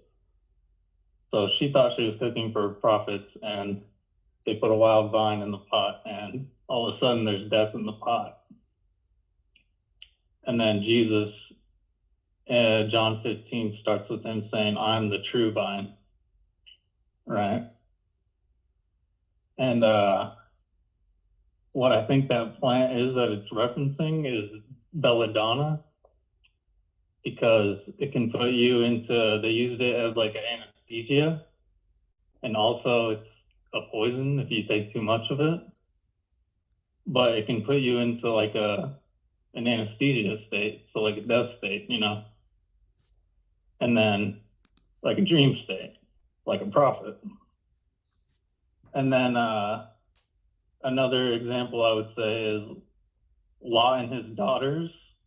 This is Genesis 19, verse 30. The daughters trick him and they say, let's get our father to drink wine and then sleep with them to preserve our family line through our father. And then it says they get him to drink the wine and he was not aware of it when she lay down or when she got up. So again, he's like completely out of it, right? And they reference it as sleeping. And again, I mean, wine comes from grape, which grows on a vine. So then John 11, verse 11, he told them, our friend Lazarus is asleep. I'm going in there to wake him up. And then if you just look up like what's the antidote if you take too much belladonna, it says there's no known antidote, just take like charcoal or whatever. But if you read Dioscordes, who was a Greek physician who wrote between 50, 70 Common Era, and belladonna is what Cleopatra used to put in her eye because it makes your pupils dilate so you see more light than you would regularly. Light, right? And then is there a direction to your then, call? Or like you keep laughing in the background. I don't know if it's nervous laughter or what are we doing? No, because I'm just referencing the terms, and it's funny how people interpret this stuff to be the word of God, but I'm showing you how they're using a drug throughout the Bible, and this drug puts you in a death state. And if you have the antidote, which Dioscordes, who is a contemporary with Jesus Christ, he says the antidote is vinegar. And then in the Bible, they said Jesus' last words, he says, I'm thirsty.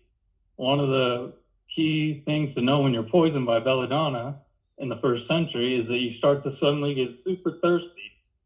And so what does the Bible say? John 19, verse 28, 29, he says, I'm thirsty. A jar of wine vinegar was there. So they soaked it up on a sponge and put it up to his lips. I mean, it's funny when you notice it, right? And then another symptom of being poisoned by belladonna is that you can't urinate. So you hold the fluids in your body more than you would regularly. And remember, when Jesus gets pierced with the spear, it says there's a flow of blood and water. So they're giving you the symptoms are all there. And I'll just end with the gematria because you're not into it, sorry. But belladonna has 80, 35, 190, 55. Those are the 4 cipher values. You write out fake deaths, it's the same. And 80, 35, 55 overlap with Satan, right? Enter the death state. I mean, using this drug.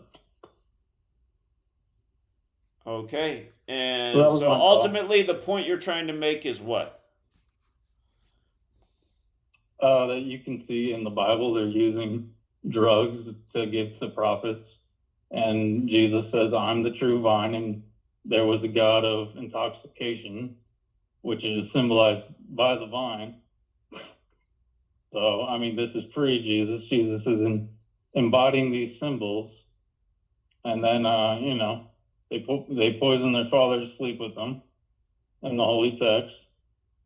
he's asleep. Lazarus, Jesus says he's just asleep. The cure for belladonna is vinegar. When Jesus is on the cross, he says, I'm thirsty, give me vinegar. I mean, that's all I had to say. Okay. He hung up. Norway. We got a call from Norway. See if Norway, what they got to say. Norway, Hello? you're on. Yeah, hi, Zach. Hi. Hello. Can you hear me well? I'm on Bluetooth, so Loud and clear. Loud and clear. Can you hear? Yeah, okay. I just had to call in when I heard you mention December 14th earlier in the show. And I was thinking about the connection about Super Bowl 47 when the Ravens met the 49ers. And do you know who performed before that Super Bowl? I forget. It was the Sandy Hook Elementary School Choir. Oh, right. Okay, yeah, I remember that being what a lot of people thought. Hold on, we got a commercial break. Norway. Right after the break, we'll be right back with you. Thank you.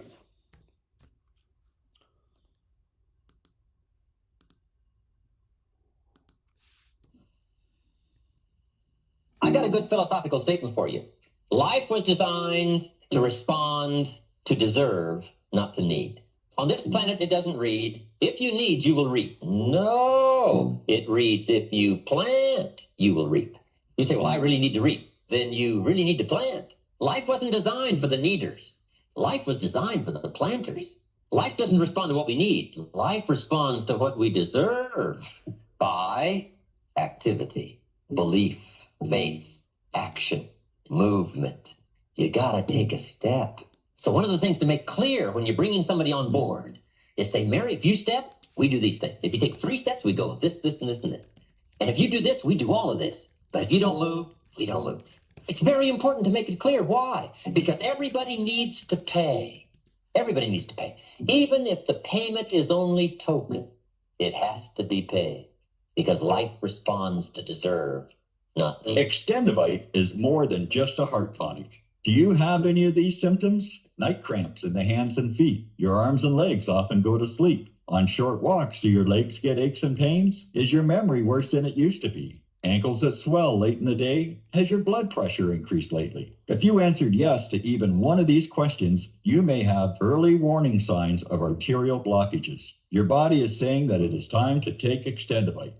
These are not the normal signs of aging. They are the warning signs that accompany blocked arteries. Get your Extendivite today. Extendivite is available in capsule or liquid form for just $69.95 for a 2-month supply. To get started, call 1-877-928-8822. That's 1-877-928-8822 or visit heartdrop.com.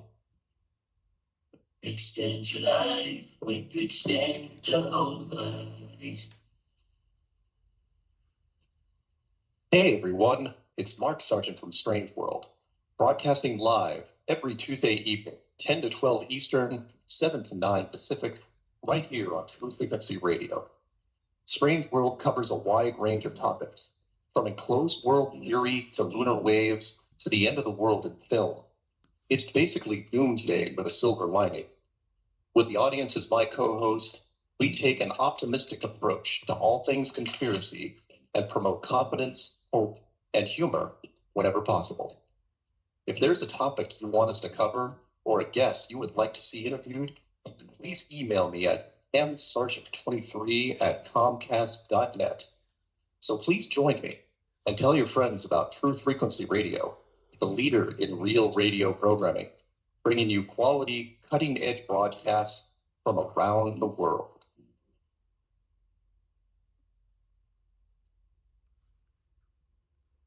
No hate, no hype, no fear. TFR.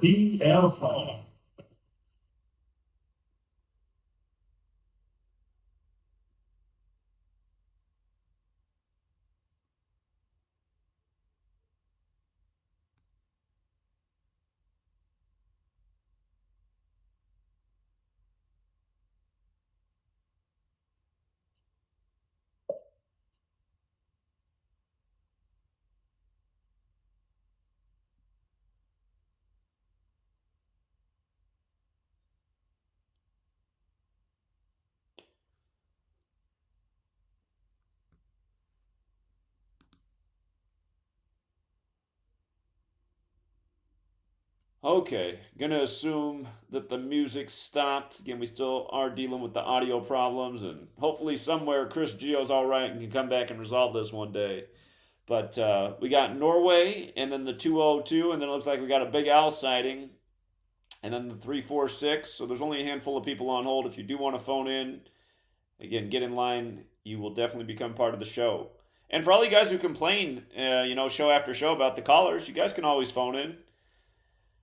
Help make it better by being some good callers. Let's go out to Norway again, who got interrupted by the break. You're back on, friend. Yeah, I'll try to make it better. I actually have some interesting spottings with the connection with Super Bowl 47 and this upcoming Super Bowl. So, you know about the Sandy Hook connection? That was it happened on the December 14th, 2012. Indeed. And that was like 52 days before the Super Bowl? I believe so. Yeah. Well, that Super Bowl was on Or February 3rd, so it would have been 51 days before the Super Bowl, right? Because 17. I thought it was. Which is actually, it's actually more interesting that it's 51 because mass shooting equals 51 in Gematria. Yeah, okay. So, but it was not on February 4th, no? Or I want to say that Super Bowl is February 3rd. It could have been a span. It would be if it was 51 days later, that'd be a span of 52 days. Here, let me check. Super Bowl 47 date. Pretty sure it was February 3rd. It was February 3rd, the 34th day of the year, and the Ravens represented Maryland, won with 34 points when Maryland equals 34. So yeah, 51 days later were mass shootings 51, but a span of 52 days if you have a connection with 52. no, okay, but in Roman numerals, Super Bowl 47 equals 58 in the Chaldean cipher. And also what's about interesting about the 47 is it was called the Harbaugh Bowl, and also known as the Blackout. And the Blackout equals 118. You were talking about a lot about 118 lately and 206, right? Yeah. Yes. So that was 118, and Sandy Hook elementary is also 118 and 46. But on January 18 of that year, 2014, is 118. Alicia Keys was pronounced to be the singer of the national anthem, and she said she would perform it as it were a brand new song, and a brand new song, which equals 137, is the 33rd prime, and also equals 56. Alicia Keys also equals 9541. It's the same as Baltimore, 9541, and also 58. And what I found about the Sandy Hook connection is Sandy Hook supposedly had 26 victims, 20 students, and 6 employees for another 26 or 206. And Usher is going to be this year's upcoming halftime performer, right? Correct. Yeah, he equals 26. And Lamar Jackson also equals 118 and 206. Correct. So from Sandy Hook to Super Bowl 58, it's exactly 11 years and 8 weeks. Interesting. So you have another 118, and from Super Bowl 47 to Super Bowl 58 about the connections, it's exactly 11 years and 8 days. So another 118. Or it's 11 years, 1 week, and 1 day. And the coach of the Ravens, John William Harbaugh, equals 1,111. So I found that to be, and also if you just take his John Harbaugh, not his full name, it equals 21158, like the date of the Super Bowl and the number of the Super Bowl. So, and from Super Bowl 58 to Harbaugh's birthday, it's 32 weeks and 2 days, like Skull and Bones. The Skull and Bones number, 322. Okay. So from Michigan, winning the national championship to Super Bowl 58, it's 35 days, and Skull and Bones equals 149, the 35th prime. And what I found about John Harbaugh also, you know what date he was hired by the Ravens in 2008? What day? January 18th. Very interesting. And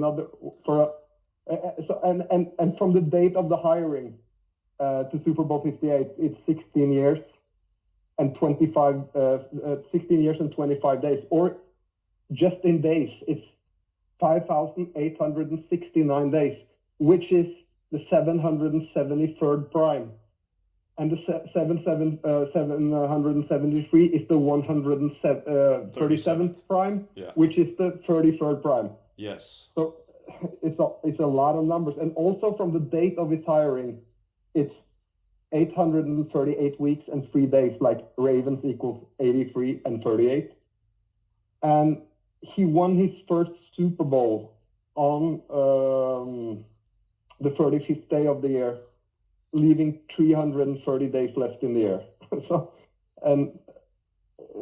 He will be exactly, you talked about the 46 also, the number had relevance, right? Absolutely. Yeah, so on the date of the Super Bowl, Harbaugh will be exactly 3,151 weeks old, and that is the 46th how do you say that in Pentagonal. Pentagonal number. Mm-hmm. And he will be 60 years old, 4 months and 20 days old on the Super Bowl date. 2/11 is the 42nd day of the year, as you also know. But you remember when you talked about a couple of years ago about the color scheme for when the Rams won in the Ukraine war? Right. Which colors, like, you know, the October 7th attack, it's two teams with, you can say, the colors of the Israeli flag. It's the Lions and the Cowboys. Sure. So from the October 7th attack to Super Bowl 58, it's 18 weeks and 1 day. 181, the 42nd prime. And from the attack, it's 4 months and 4 days. Dallas Cowboys equals 44. And they, of course, have the same colors as the Israeli flag. Israel equals 44. And bounded that the narrative for Jerry Jones to be in this Super Bowl, you know, his full name, Gerald Wayne Jones Sr., equals 58. From his birthday to the Super Bowl now upcoming, it's 3 months and 30 days. Cowboys equals 30 and 33. And also to his birthday, it's 35 weeks for another 35. And if you just punch in Cowboy, it's 79, 83, and 25. Jerry Jones's birthday, it's leaving 79 days left in the year. And for another 83, from his Super Bowl to his birthday, it's 8 months and 3 days. And you talked about the Pope being 87. Cowboys equals 87. Yeah. And what I found of they've been talking a lot about Prescott and 28 years since they last won. Dak Prescott has this amazing season. Dak Prescott equals 42 and 165, and Cowboys can finish the season 16-5 on the 42nd day of the year. So I found that, and also just so you know about your Jerry Jones point. He's 81 years old right now, and on the 8th day of the first month, Monday, date that looks like 81. Jerry Jones, who's a coach at Louisville, died, and that was 87 days after Jerry Jones's birthday. And like you said, Cowboys equals 87, and the Pope's 87, and the Cleveland Browns have had some significant deaths recently at age 87, including Jim Brown. And the thing about that coach at Louisville is that's where Lamar Jackson went to college. And again, Usher, the halftime performer, was born in Dallas. And at about the same time that he was named the halftime performer is when that show debuted on Netflix, which became the big hit show at the time, The Fall of the House of Usher, which is related to Edgar Allan Poe, who the Ravens are named after in Baltimore. So there's some interesting parallels there to explore more. But go ahead. Dak Prescott's full name is Rain Dakota Prescott, and his birthday is July the 29th of July, which is the 211th day of the year, like the Super Bowl day. Yeah. Yep. So. And from his birthday to the Super Bowl, it's 28 weeks and 2 days. So 28 weeks and 2 days from his birthday to Super Bowl, and his full name, Rain Dakota Prescott, also equals 282. And also what I found about the Trump connection there, it's 6 months and 14 days. Like Trump, from his birthday to 6 months and 14 days. 14th of June is Trump's birthday. And the Dallas Cowboys have 1-5 record in the regular season and playoffs all time versus Ravens, and they can become 2-5 if they meet in the Super Bowl for another 25. And if you know the Catholic coach Michael John McCarthy, he equals 63 and 87 like the Pope. And like the Pope is 87, and Dallas can become 6-3 in Super Bowls, and he also is 60 years old and 3 months on the Super Bowl date. That would be interesting if Dallas became 6-3 in Super Bowls in an election year, in light of all the parallels with JFK and 63 in Dallas. Just for the record, McCarthy's on 112 losses as well, and that date of the game can be written 11/2. So. Yeah. Yeah, it can. And one more thing about Mike. This is quite insane. Mike McCarthy can go into the Super Bowl with 274 career wins, 274 days before his birthday. And his birthday is 8 months and 30 days or 39 weeks after the Super Bowl. Or if you take, including end date, it's exactly 9 months for the 9th Super Bowl all time, and Cowboys can go to the 9th Super Bowl. So, and if you just punch in Mike McCarthy, not his full name, it equals 35, 42, and 58. He goes into this year's playoff with all-time record of 271 games played, 167 wins and 102 losses. And with Cowboys, his 67 games played, 42 wins. He can, if they win all 4, it's. Hold on. Did you say it would be his 274th game? That's what you said, right? No, if he goes into the Super Bowl, it would be his 274th game. It'd be his 274th game. Yes. Yeah. Okay. Yeah, and that will be 274 days before his birthday. Yeah, that's interesting. So that's very, because you've seen a lot of the coaches riddle, like the Andy Reid one, I remember. But also about the McCarthy, he can stay on 25 losses, and potentially, like, if they win all 4 games, he can get the 46th win as the head coach of the Cowboys all time. And he can become 25 and 11 in playoff all time, and that's a total of 36 total playoff games. Like Dallas can be 6-3. You gotta fix some of your stats. Because you have to include his postseason losses. So he's not on 25 losses with Dallas right now. He's on 27 losses because he lost 25 in the regular season plus 2 in the postseason. So, but yeah, you're right. He could be in his. Or actually, you know what? Actually, I'm double checking it. He won't be on 274 games. He has 271 regular season games and 21 in the postseason. So he's coached 292 total NFL games right now. So you got to make sure you add the regular season plus the postseason. Because I can tell you're doing your homework. Just make sure that you're not, because those stats are separated. So you got to put them together when you get to the playoffs to look at the total games. Okay. But the last thing I have on McCarthy is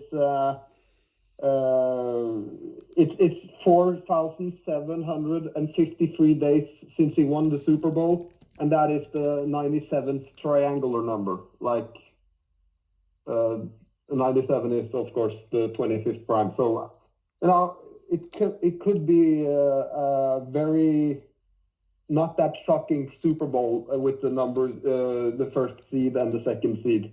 With the odds is not that great, so it can easily be that. It's not like a 40-1 or it's like 10-1 with Dallas going against the Ravens. And the ratings, America's team. Sure. So. All right. Well, I appreciate all the research. Yeah, just make sure you combine the regular season and postseason, and don't separate those stats. Otherwise, you won't have the right numbers. But keep up the good work. I thought I checked the Football Pro Reference, but maybe I did. You did. It's just you were only looking at his regular season stats. You got because the postseason stats are to the right as well, so you got to combine them. Okay. Yeah. Well, you have a good night. Yeah, you too. Take care. Thank you. Bye. Yeah, a lot of people make that mistake on Pro Football Reference because they think like the games that it shows on the left are all of the games, but it's the regular season games, and then you got the postseason games further to the right. You got to add them together.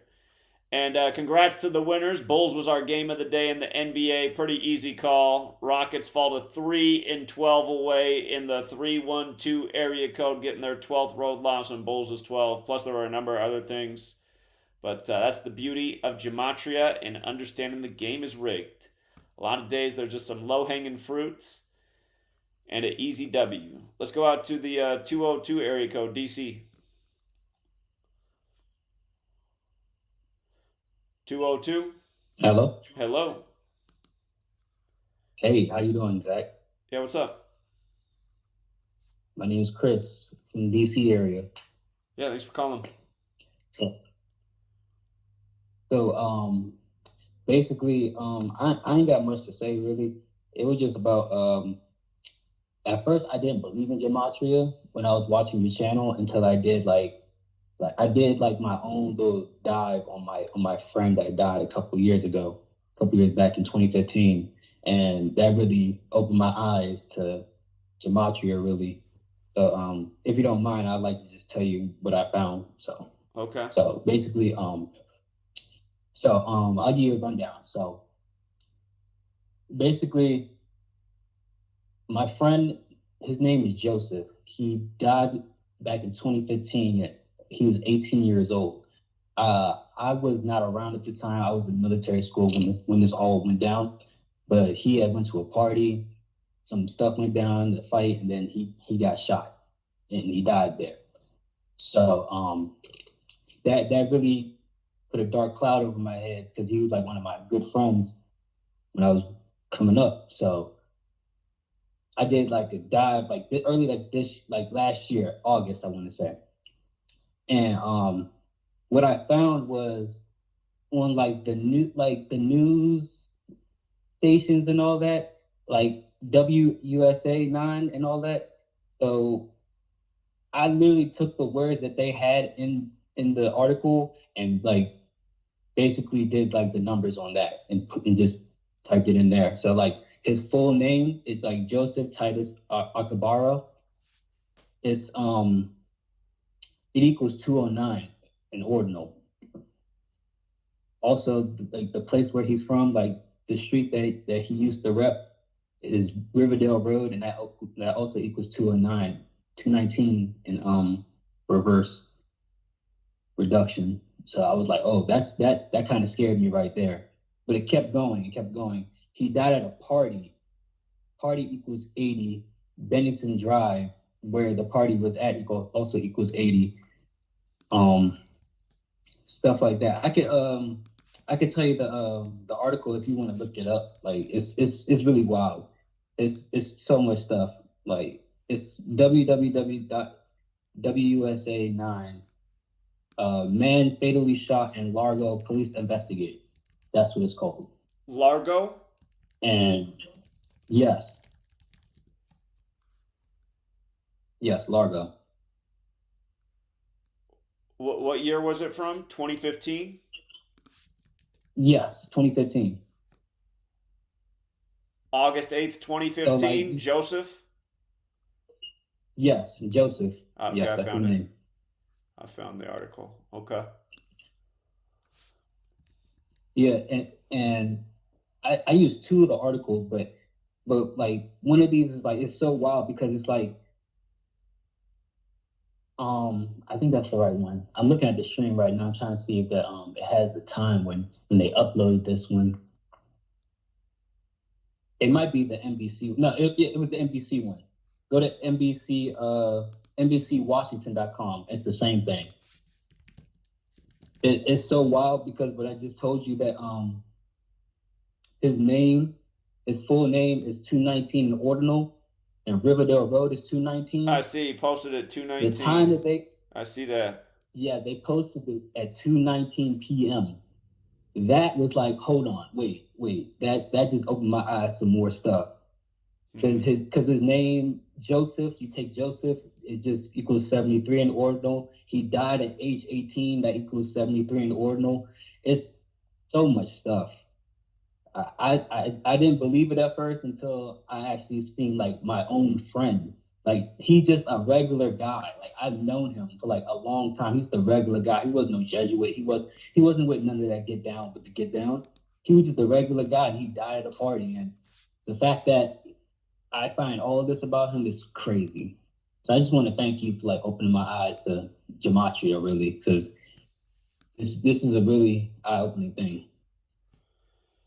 Yeah, it is. Also, another thing. Go ahead. Another thing is, I want to say is, from the day he was born to the day he died, the day he was born was April 28th, 1997. He died August 7th, 2015. He only lived 219 months of his life. Do you know if he was Catholic? 219 months. Do you know if he was Catholic? Catholic? Yeah. I don't believe so. I think he was Christian. Okay. Just Roman Catholics 219. It's a number that they do with some of their rituals. So that's just what I wondered about it. Really? Mm-hmm. I can do some more because I think like a year later his mom died. His mom died from I believe a broken heart. Like it was just she couldn't bear it no more. Her husband really didn't want her to go to the funeral and all of that. So I could see she died of a broken heart or anything else happened. But I can also get some more information on that too. Well, I'm sorry about your friend, but I appreciate using the knowledge and looking into things. Thank you. Yeah, thank you for your time. All right, yeah, I you have a good appreciate night. you. Yeah, you're welcome. Take care. All right. You too. All right, well, that is too bad. By the way, today is Trump's 211th day of his age, which is the 47th prime, and he's running on that agenda 47 to be number 47. The latest, what is 47? But today's the 211th day of his age, 47th prime, and he says he's got his VP pick. Keep in mind he's running against Biden, who was the 47th vice president, and he took office with 47-year-old Obama. And by the way, yesterday when Melania's mother died, Melania's mother's name equals 210, and it was Trump's 210th day of his age that she died. Go figure. So, with that said, let's go out to Big Al. We haven't heard from Big Al on TFR in a long time. What's up, Big Al? Joe, I've done more in 47 months than you've done in 47 years. Yeah, indeed. Exactly. Hey, I just called to say, hey, hang in there, man. I know some people are getting it, because, I've been talking to my dad, years about this, and he's finally to the point, like, hey, where can I get some information on this? And it's just, that was another whole thing to have to tell him. Because when I ran in your work, you didn't have all this, this trash out here now that they've just littered, all of it with. It's so-called, truth community. Sure. Yeah.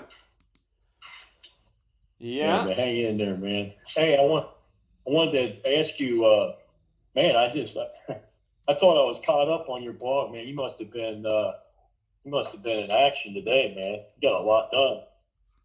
I didn't feel like I did that much today, but I was trying to catch up because I thought the last thing I read was on her death, Melania's mother, because I was trying to find the armed men, so I went back and got it. You know, the armed men that take over TC television in Ecuador? Right. It just kind of reminds me of that They Live thing, you know, where they go into Channel 54 and... Sure, you know, sure, yeah, that's a good point. Doesn't it? Yeah, that's a good point. I mean, we're so close to this 2025 date that they talk about in the movie, that everything will be in place by 2025. Yeah, that's funny. I overlooked that. That's true. So it's... Hey, remember the other night when I was telling you about the 81st Golden Globes? Right. So I found that little skit. I finally was able to find the whole show, so I was able to speed through it and catch Sarah Silverman, the little clip that they showed on her. I sent it to you. I still need to watch that. So you'll have to... Huh? I still need to watch that. Thing about Jesuit priests. This is only like 15 seconds. That's all it is. It's the she was up for nomination for this year. They had some type of best television comedian thing, so they had a bunch. She didn't win, but they showed 10 or 15. Oh, hold on, Al. The commercial started. We'll be right back, One of everybody. the millions of children born to parents suffering from the sheeple virus. Symptoms include the inability to think for oneself, the attention span of a goldfish, and a strong belief in government and the mainstream media. It is estimated that 1 out of every 2 children are being raised by parents infected with the sheeple virus. But there is a cure. For as little as 19 cents per day, you can become a TFR supporter and help children like me get their daily dose of truth. Together, we will make sure every child has protection from deception.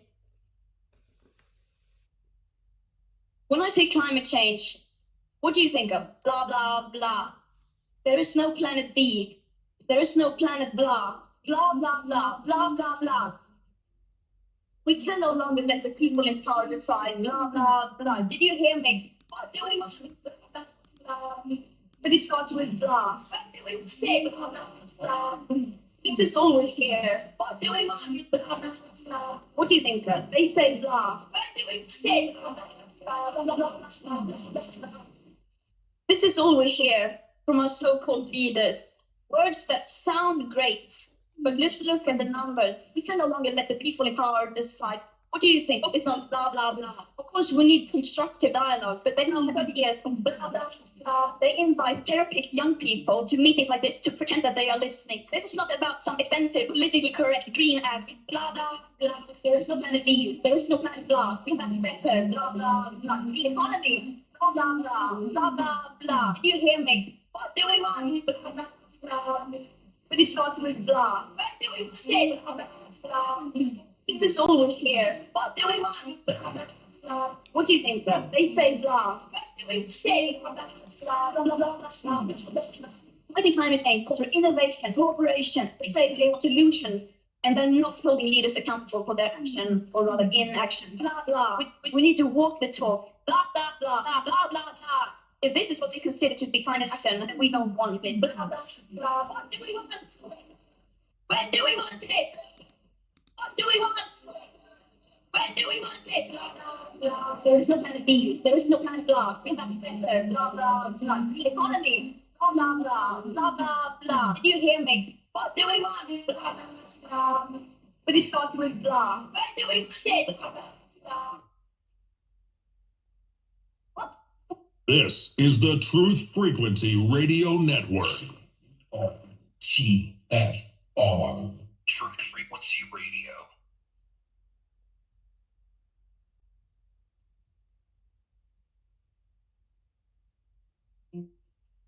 Condition orange. Condition orange. Situation Delta in effect. Please enter your agent number now, followed by the hash key. Don't watch TV. Don't read magazines. Don't even listen to NPR. Time comes when silence is betrayal. More for themselves and less for everybody else. But I'll tell you what they don't want.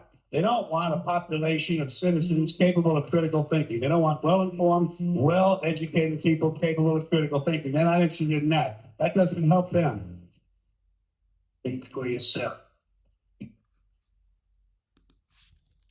Question authority.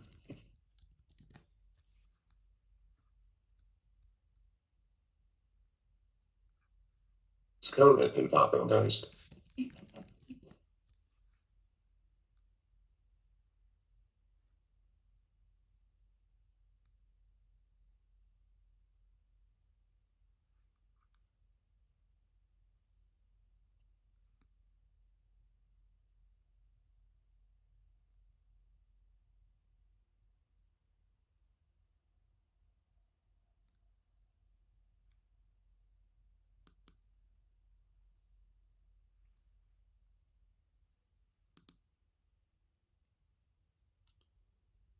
Okay, I'm going to assume that it's time to talk. Let's go back out to Big Al. He got interrupted by the break. All right, you're back on, Al.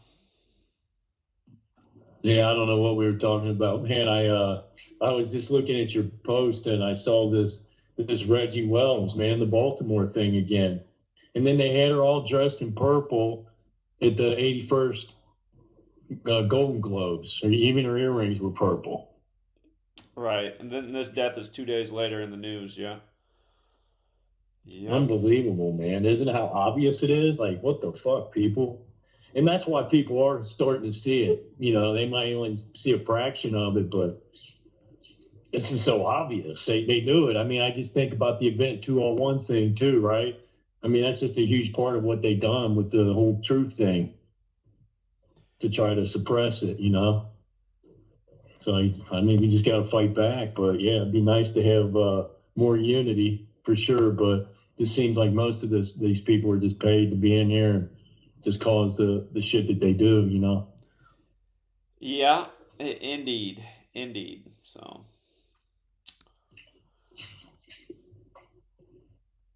All right, man. Well, yeah, check out that little clip of Sarah Silverman. You'll get a kick out of it. I will. Appreciate that. All right. Have a good night, man. Yeah, take care. Bye.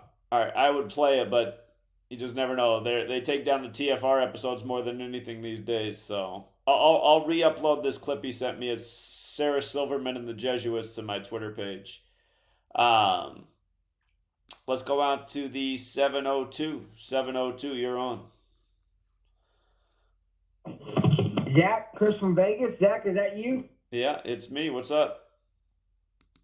Zach, my main man, you are the man. Man, all I can say is from following you for so long, and as long as I've been following you, you are truly, I know you don't like to hear it, you are the GOAT, bro. You got a huge following. You are the man. You got a huge following tonight, over 500 people in the chat line.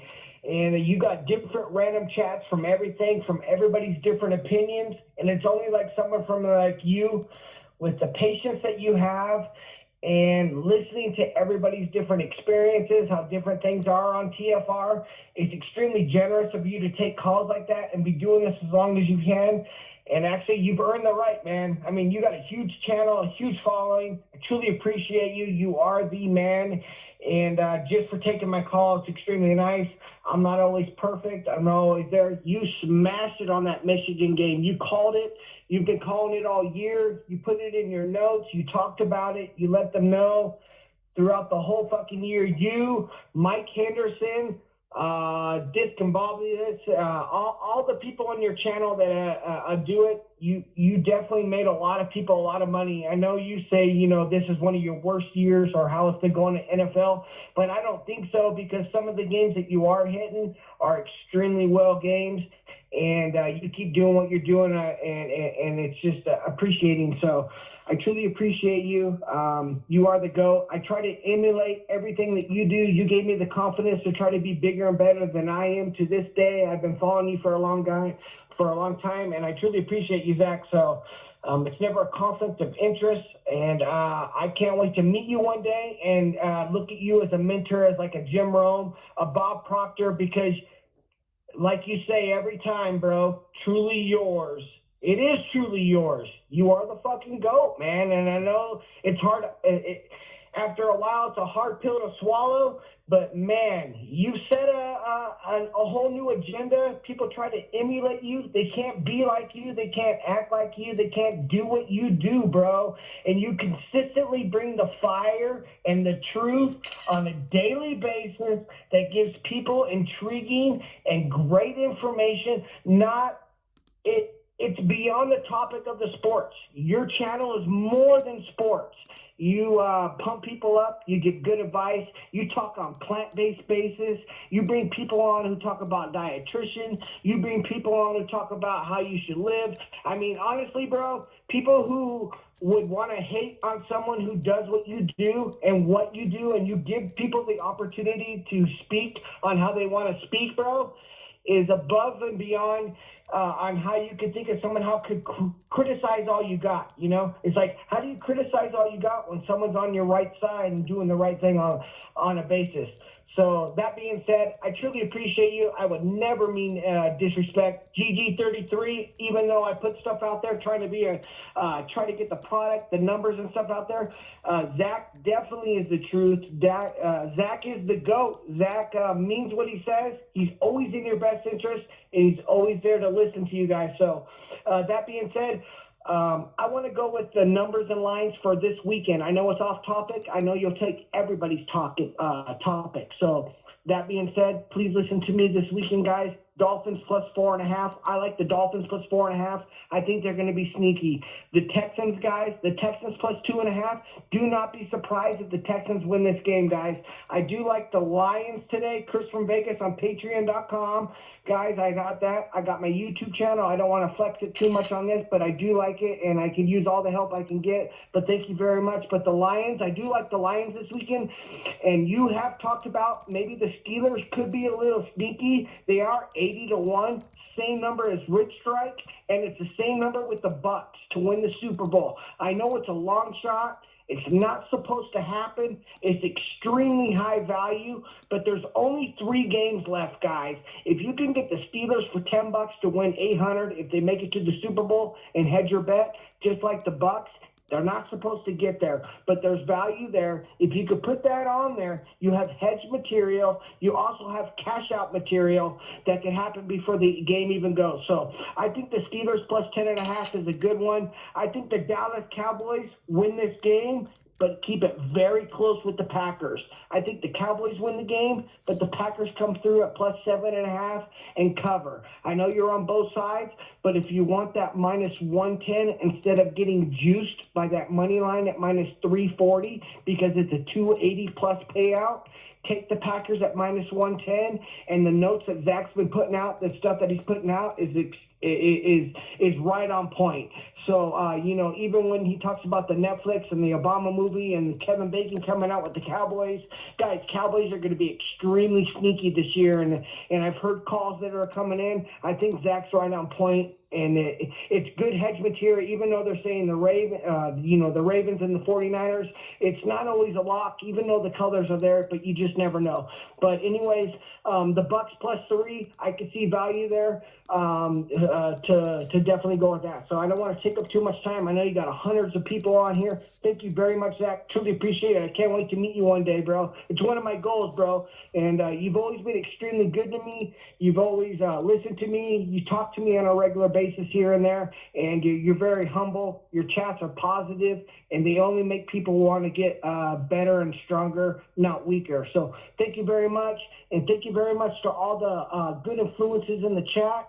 And, Charm going, thank you very much for all your positive vibes. Never meet any disrespect. So thank you for everything that you do. Mike Henderson, thank you very much for everything that you do. Keep the chat going and keep Zach going stronger because he is the real deal. Thanks, Zach. I truly appreciate you, bro. I don't think you know how much I appreciate you, but I truly do. Thank you. Have a good day, bro. You're always welcome, Chris. Thank you. You have a good night.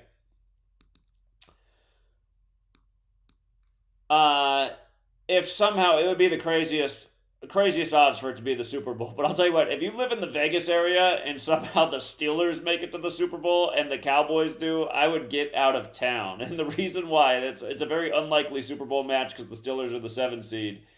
But if they made that the Super Bowl, you guys, it would be the ultimate predictive programming.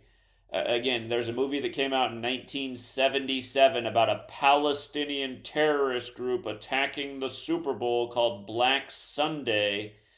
And the Super Bowl in that movie is the Steelers and the Cowboys. And what's interesting is if you watch that movie, it's Super Bowl X, and X is the 24th letter, kind of like how Twitter rebranded as X on the 24th of July, again 24/7, while the country and the Illuminati are 247. And then supposedly they put up that X at their headquarters, and then it got petitioned by 24 people to take it down. But yeah, if they did that, it would be whoa. And then the one other thing that I found interesting is just the phrase nuclear football, right? They always associate that with the president carries around the package called the nuclear football. That phrase equals 58 in Gematria, which is interesting. And again, the Ravens are favorites to be in the Super Bowl right now, and they're in the Batman film where the stadium blows up. They use the actual Steelers team in there, but it seems like they're playing the Ravens because they showed the guy kicking off the ball, and his name is Ravenstall. And then, of course, in the Sum of All Fears with Morgan Freeman, they're at a Ravens game in Baltimore when it blows up with a nuke. So let's hope none of that stuff happens, but Super Bowl 58, big number. We'll see what's going on. So, anyhow. 213, you're up next. 213, you're on. Hey, Zach, this is Trump. How are you? It's Trump? As your 45th president, Zach. I'm the best, if not the best president. You shut your pussy hole up. Probably a smellier pussy than yours. Okay. I would not even grab that. What a troll. Yeah. Oh, boy. All right, let's go out to 216. 216. Hey, Zach, do you hear me? Yeah? Hey, real quick, man. Hold on. Something is wrong with your phone tonight. Something's wrong with your phone, though. Hold on 1 second. Let me speak about this.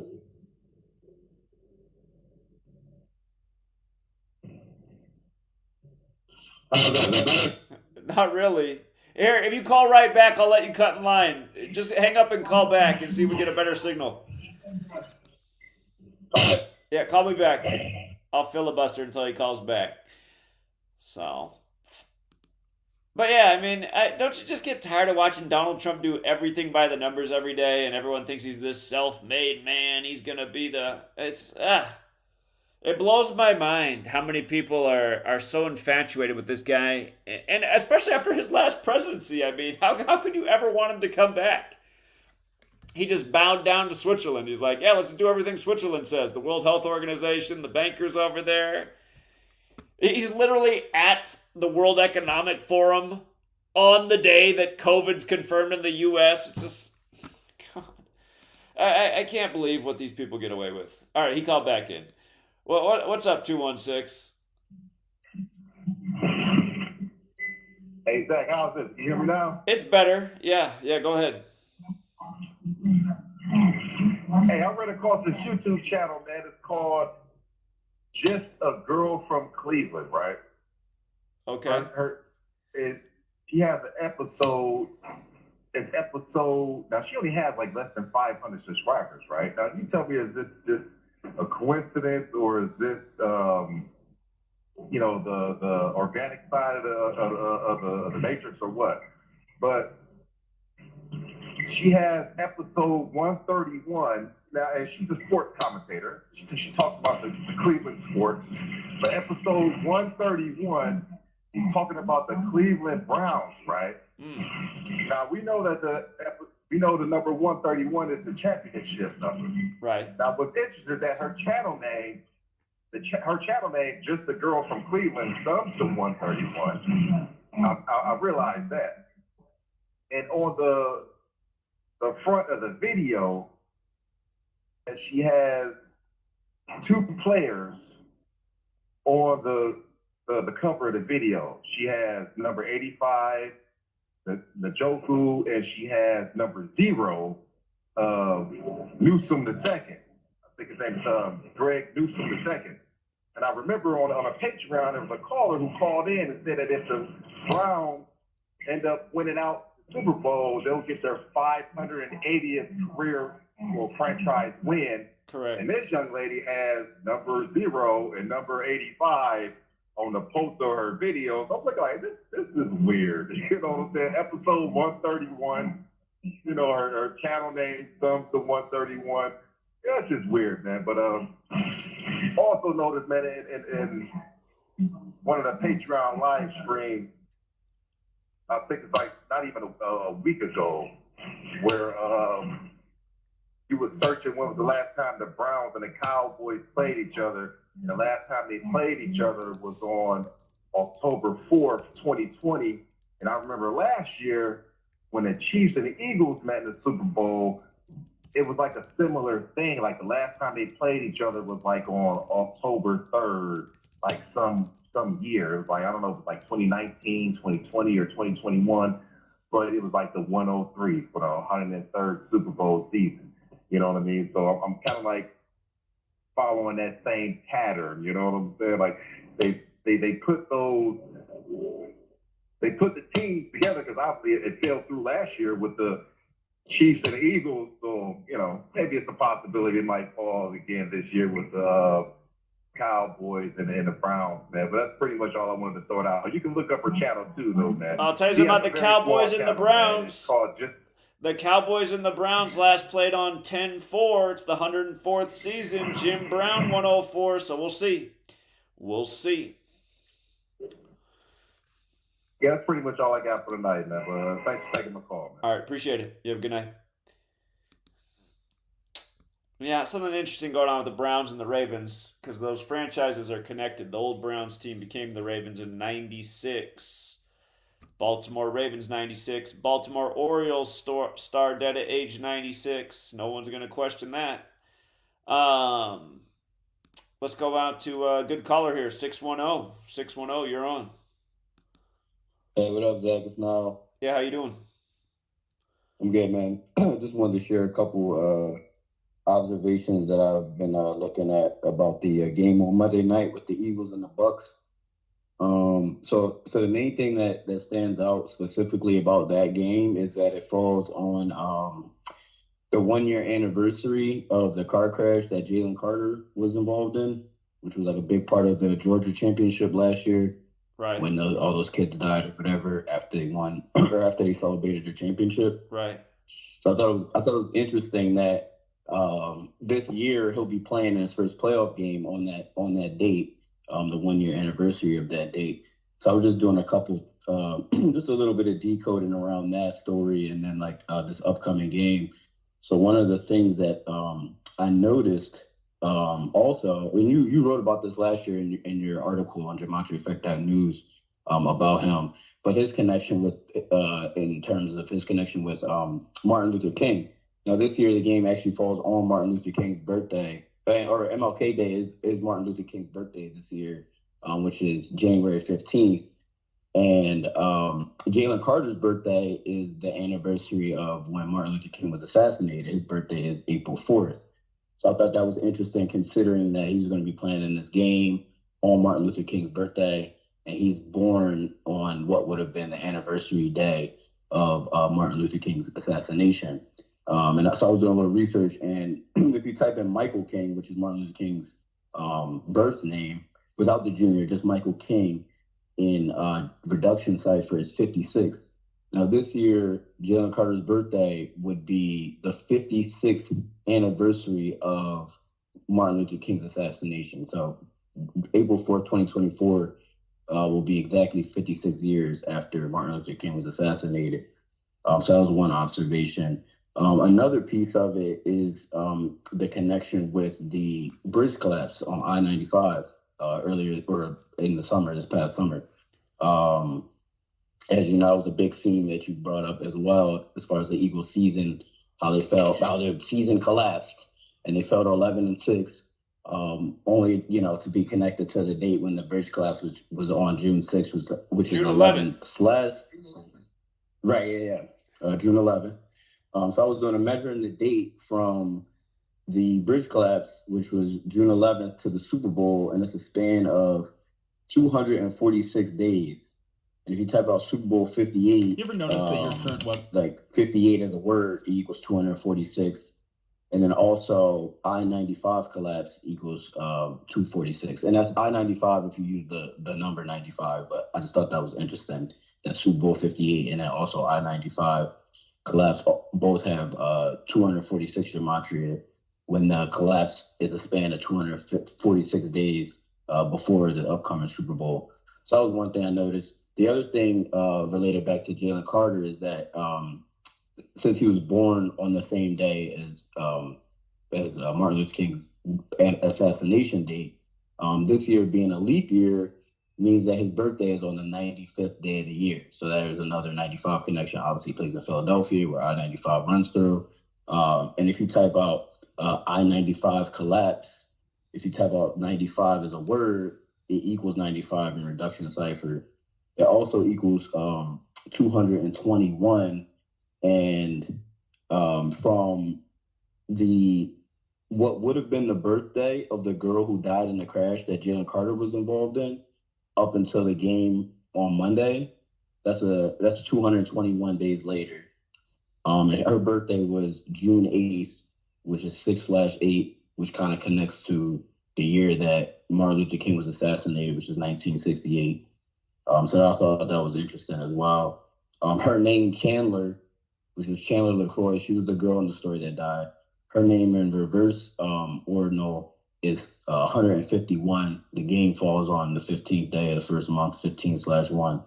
So I was just looking at that in connection to Jalen Carter with the Eagles, the collapse of the bridge, and all these things coming together on Martin Luther King's birthday and his direct connection with being born on what would have been Martin Luther King's assassination. So I just wanted to share that, something just like a little nugget for people to, chew on and think about as they do some decodes on some of the games coming up. Yeah, that's a good point. That Monday game, Eagles-Bucks, is on Martin Luther King Jr. Day. So appreciate it.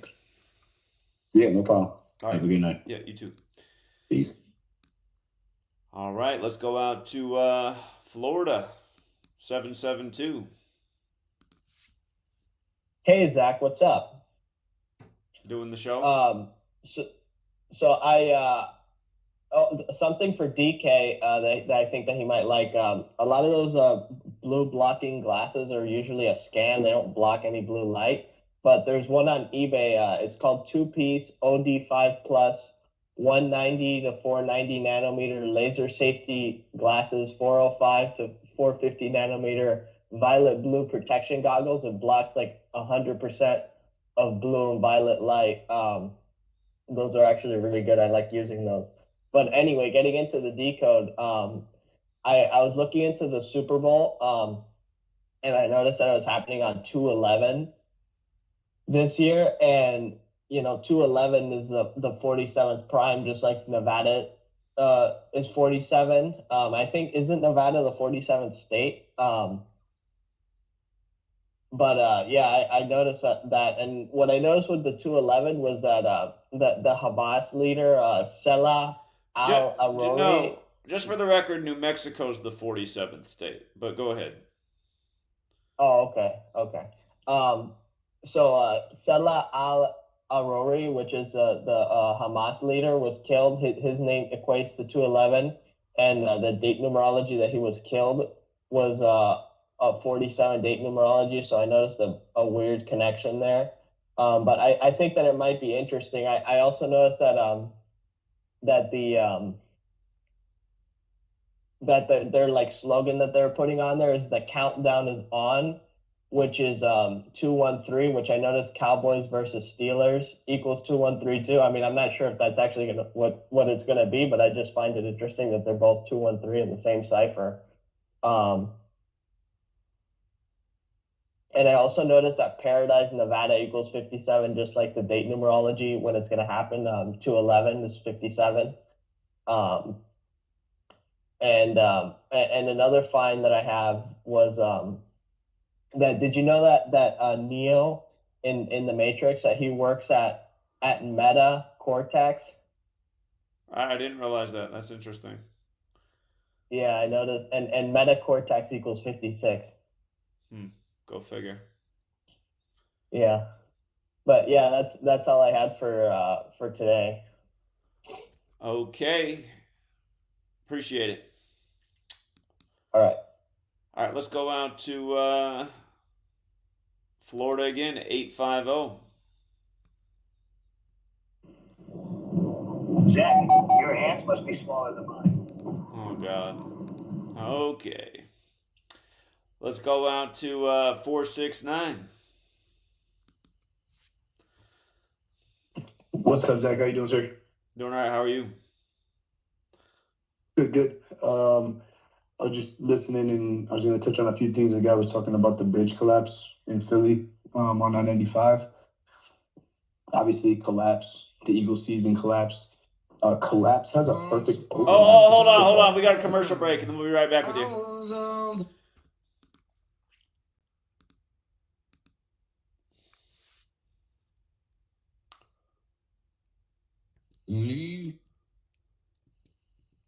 You're never, ever, ever, ever going to feel like doing the things you need to do in order to have what you want. You're always going to need to push yourself. You're always going to need to parent yourself. So what is the net advice on this? What is the bottom line? The bottom line is no one's coming. No one. No one's coming to push you. No one's coming to tell you to turn the TV off. No one's coming to tell you to get out the door and exercise. Nobody's coming to tell you to apply for that job that you've always dreamt about. Nobody's coming to write the business plan for you. It's up to you. And because you're only ever going to do the things that you feel like doing right now, that feel good right now, unless you understand that you've got to parent yourself, you have to push yourself, you're not going to make your dreams come true. The reviews for Extendivite are amazing. Here are some from Amazon. September 2018. Extendivite works in keeping my blood pressure in the normal range. I've been using Extendivite for many years now. May 2018. Great product. I use regularly and I rarely get sick. March 2018. This product has relieved what appeared to be angina pain in my chest and shortness of breath after climbing stairs. I'm quite happy about it. February 2018. My husband, son, and I have been using this product for a few months now, and we have noticed an improvement in our joints and blood pressure. Tell us your story. Get Extendivite today. To order, call 1-877-928-8822. That's 1-877-928-8822, or visit heartdrop.com. Extend your life with Extendivite. Travis Cook, America's Evil Genius, here to invite you to join us every Tuesday afternoon here on Truth Frequency Radio. No, on our show, you will not see a bunch of three-piece suits or a cocktail party. And you certainly won't see a bunch of inside the Beltway back. But you will see eye-gouging, crotch-kicking, no-holds-barred political discussion, the likes of which you won't see anywhere else in media. America's Evil Genius. We come to you every Tuesday from the outskirts of war-torn St. Louis, Missouri, where there's always a good race riot or sex scandal just around the corner. Join us every Tuesday, 3 p.m. Eastern, 2 p.m. Central, and noon on the left coast right here on TFRLive.com. America's Evil Genius, Travis Cook, on TruthFrequencyRadio.com.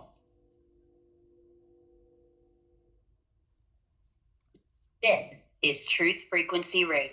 No haste, no hype, no fear. Real people, real radio.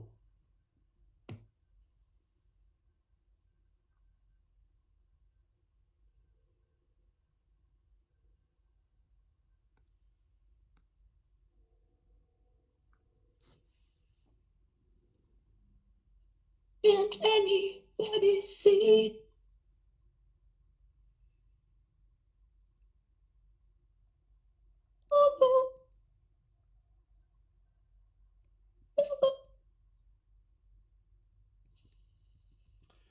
All right, we're back. True Secrets, the final 30 minutes of the show. Gentleman got interrupted by the breaks. Good caller. It's good to hear his voice. We're going to go to him, but I just wanted to point something out real quick in case I run out of show and can't talk about this again.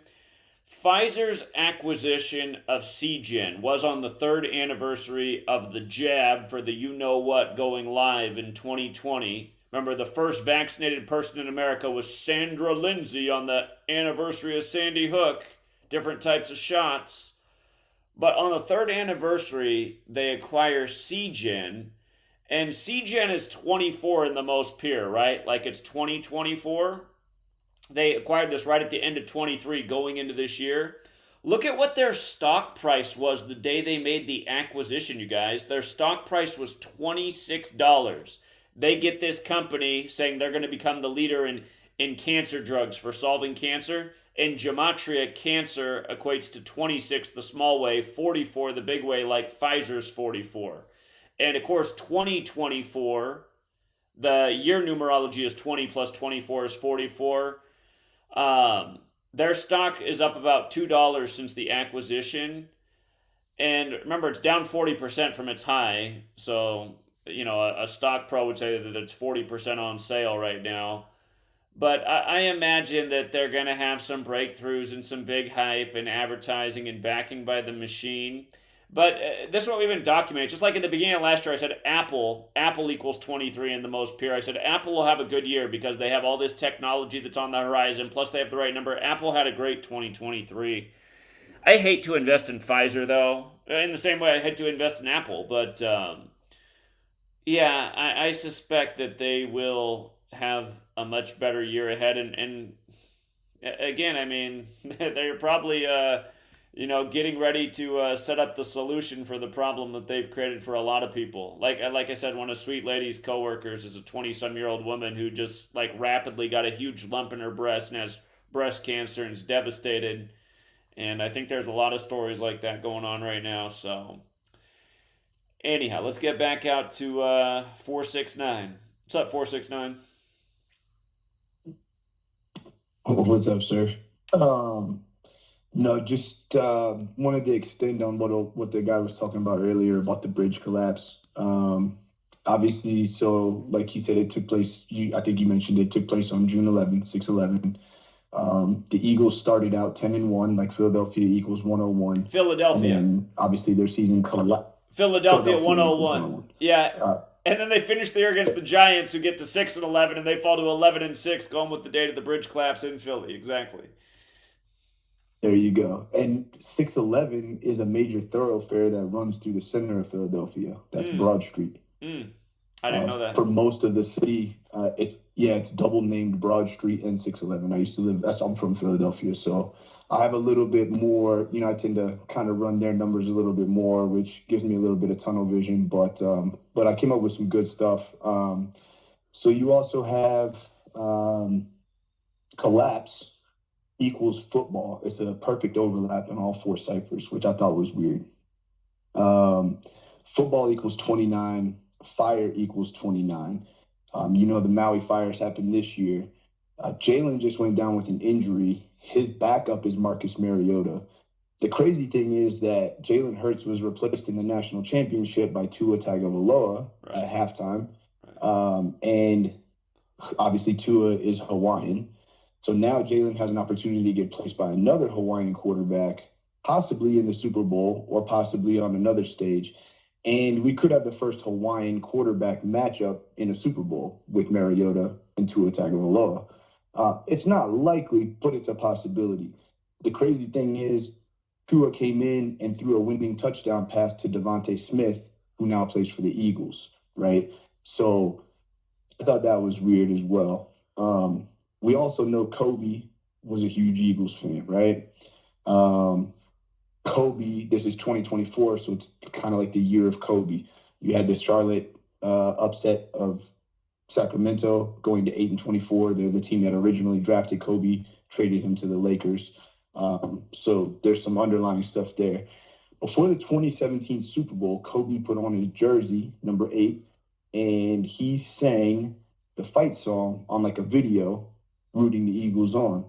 That happened on, I think think hold on, let me look up the date.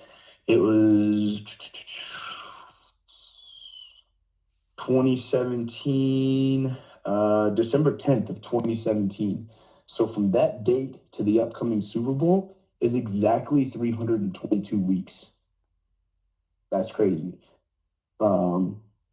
Also, if you were to look at that same date range in days, it equals 2,254 days. In the reduction cipher, Eagles equals 22, and Fly Eagles Fly equals 54. Kobe Bryant also in the reverse reduction cipher equals 58, like Super Bowl 58 is coming up. And the Eagles have started 10-1 4 times in their history. They were incepted in 1933. Obviously, it's 2023 season, so 90 years. 4 times they've started 10-1. All 3 out of those 4 times they made the Super Bowl. Once in 1980, they played the Raiders. Then again in 2017 when they won against the Patriots. Last year when they lost against the Chiefs, and then this year is the 4th year. So with that history, and every year, every time they started 10-1, they made the Super Bowl. I kind of have the Eagles in the Super Bowl. But then with football equaling 29 and the NFC being on 29 all-time wins and the AFC being on 28, I would think an AFC team to tie it like we had with Red equals 27 a few years ago, Super Bowl 54. And then what was it? The AFC tied it at 27 apiece when it was Kansas City and San Francisco. Yeah. So I don't know, just a few things that I recognize here and there. I think with the matchups that are happening in the first round, just the storyline, not even running numbers, with the Cowboys playing, Mike McCarthy playing his former team, Tyreek Hill is going to Kansas City. Who else do we have in the first round? There's a couple other crazy, wild matchups. Oh, Houston and Cleveland, who traded Deshaun Watson this year. So with those kind of matchups, the most compelling Super Bowl matchup would be Jalen Hurts versus Tua Tagovailoa. You know what I mean? Because there's such a history there between the two. But obviously, a black quarterback's never won outside of a Native American team. So in that scenario, you'd go Dolphins. But just some little things that I was looking at, and just wanted to add to what Homeboy was talking about earlier about the collapse. To add to your theory, it's interesting. Saban retiring on his 72nd day of being 72 years old. It was that 72 Dolphins season that they ended up having the perfect season that ended in 73, and of course, perfect 73. And Tua's full name is 206, like Saban finishes his career at Alabama on 206 wins, which is a hot number right now. And I know that Maui fire was 206 days from his birthday, and I know the governor of Hawaii, his birthday is the day of the Super Bowl. So yeah, that's a scenario. It's got legs.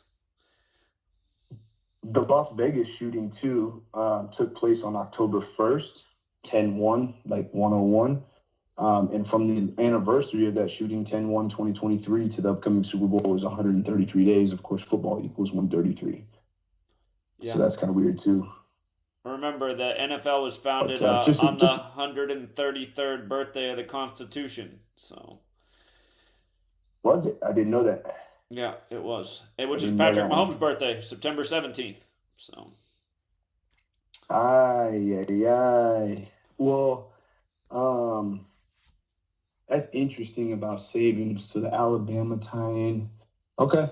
Well, I'll keep digging, man. If I come up with more stuff, I always call in and get you what I got. So I appreciate your time, sir. All right. Yeah. You have a good night. You too, man. Yeah. America loves sports. America loves football. So that's why, got to wake people up where they're at. Let's go out to 908.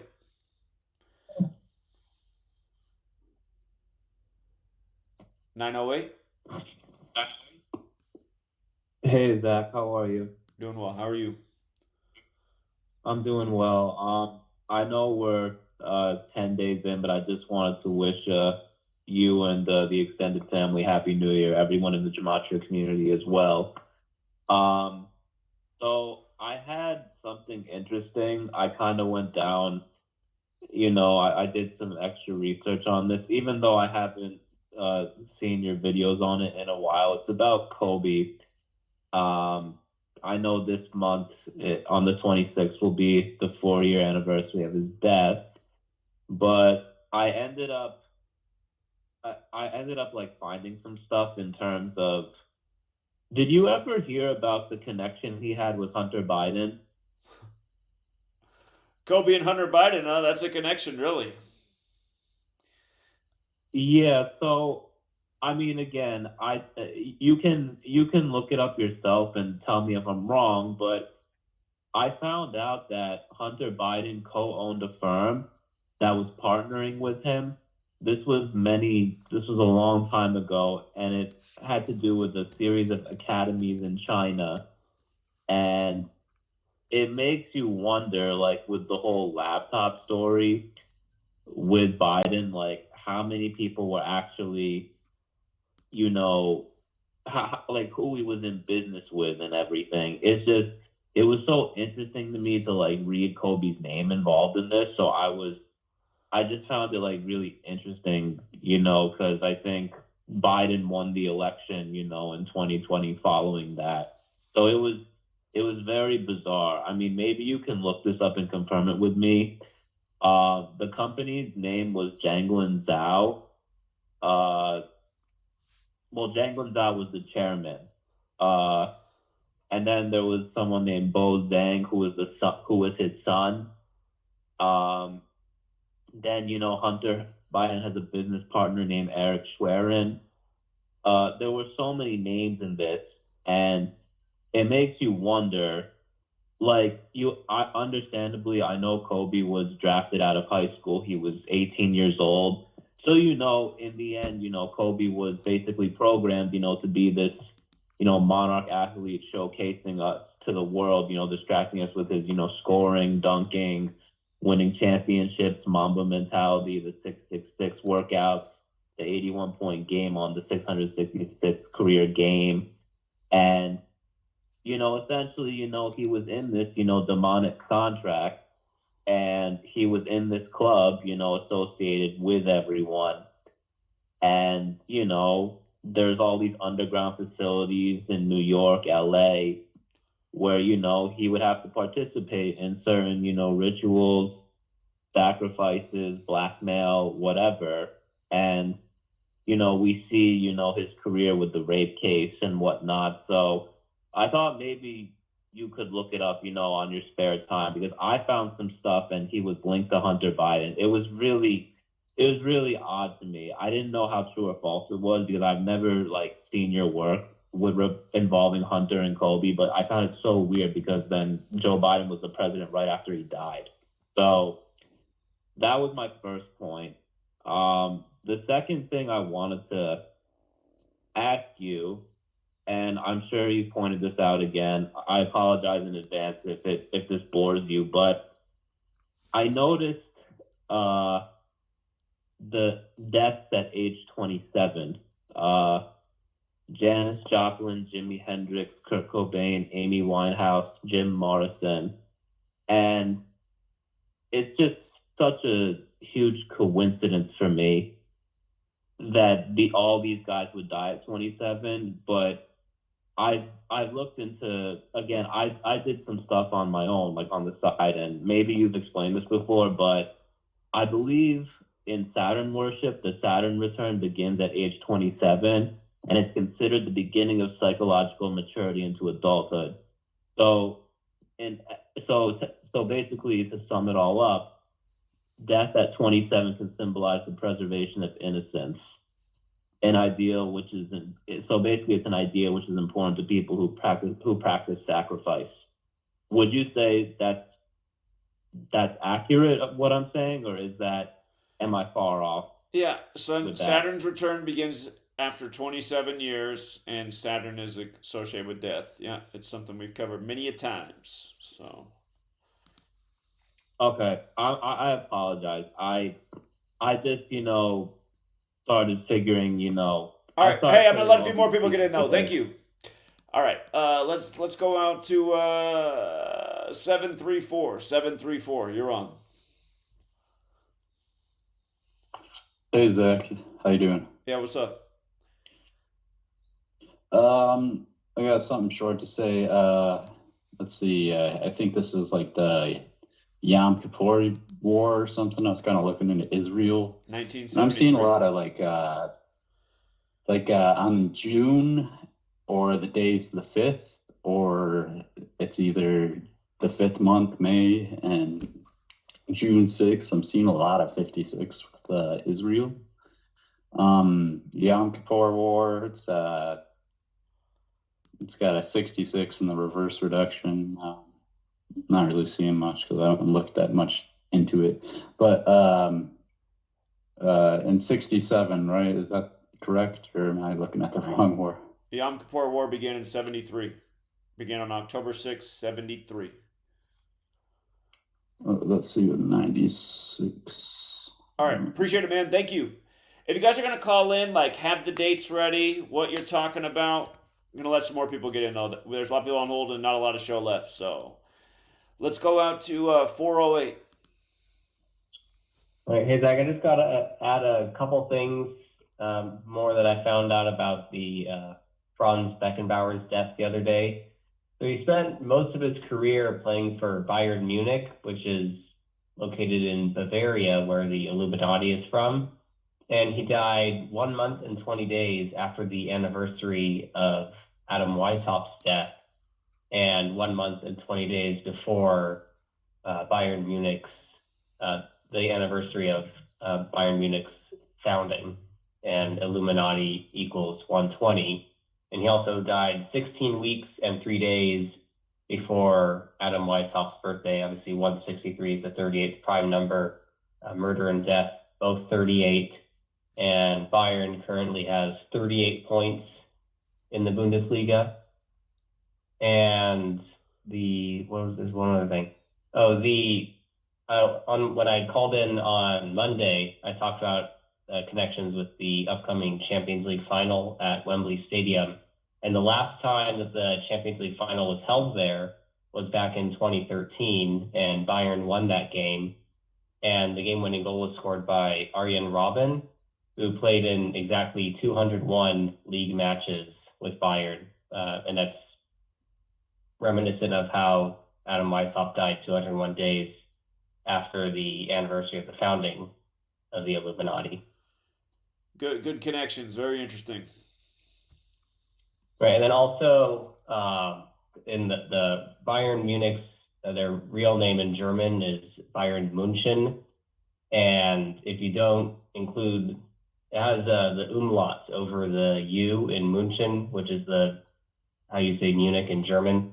And if you don't include the umlauts, then Bayern München equals 122. And the Illuminati was founded on May 1st, 1776, and that was a leap year, which means it was the 122nd day of the year. Huh. All right. Yeah. Interesting. All right. That's all I got. I'll let the other callers finish up. All right. Thanks, Evan. All right. Let's go out to 518. Hey, Zach. It's President Joe Biden. Your sport picks suck worse than my presidential decisions. Yeah. Another winning day, troll. Keep trying.